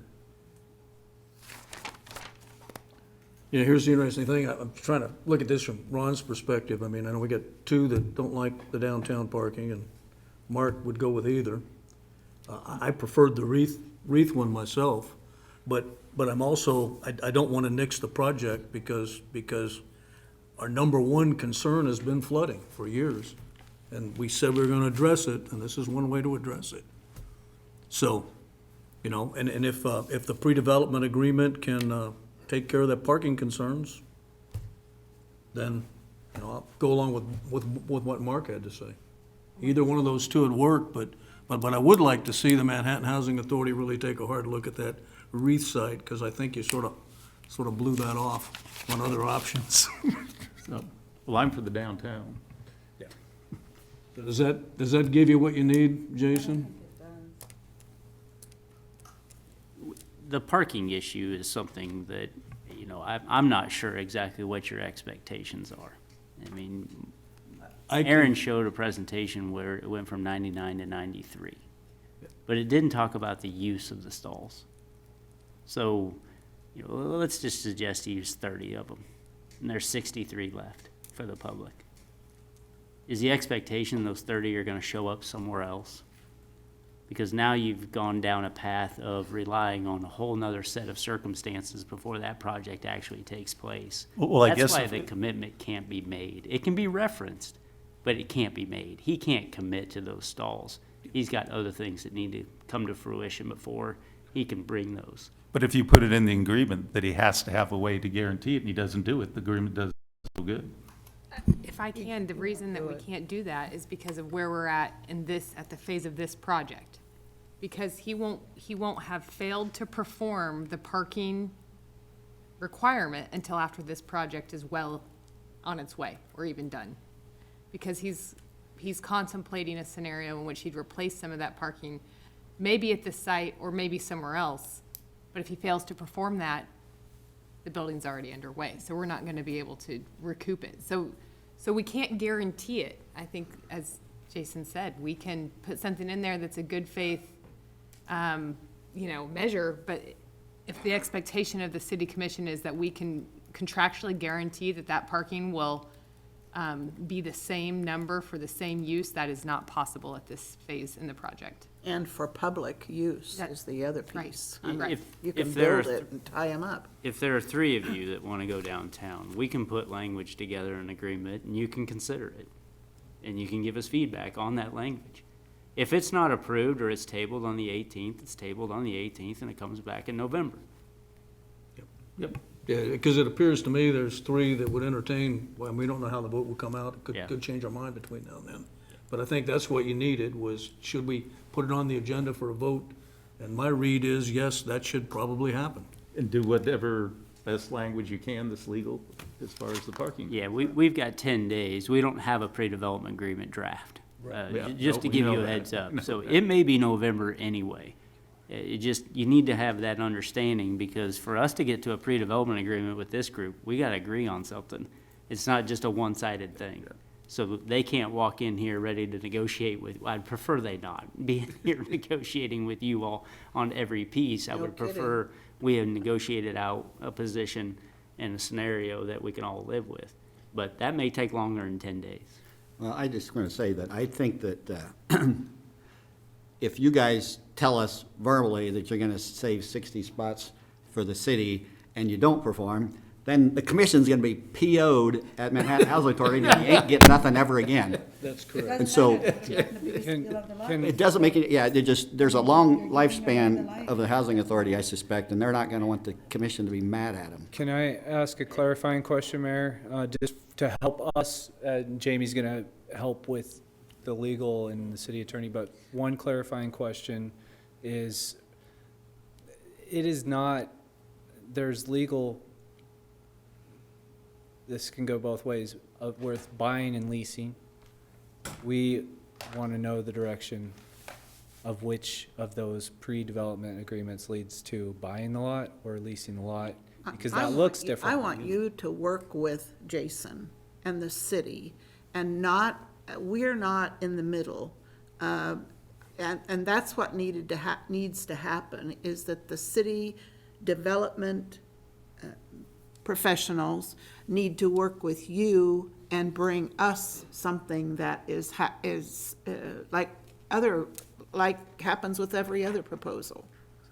So We'll work through those details. We'll bring Long-term you lease. back something. We're talking, we don't even know what we're talking about. We'll look at both options. We'll explore it and Mix let you it know. Think about it. Yep. Thank you. So you got what you need, Jason? We're good, so we can move on? Great. All right. There's no further agenda this evening. Is there a motion to I'll adjourn? make a motion, we adjourn the city commission meeting. Second. We have a motion and a second to adjourn. Brenda, would you call the roll? Commissioner Butler, Yes. Commissioner Motta, Yes. Mayor Morse, Yes. Commissioner Hattasol, Yes. Commissioner Reddy. Yes. Motion carries 5-0.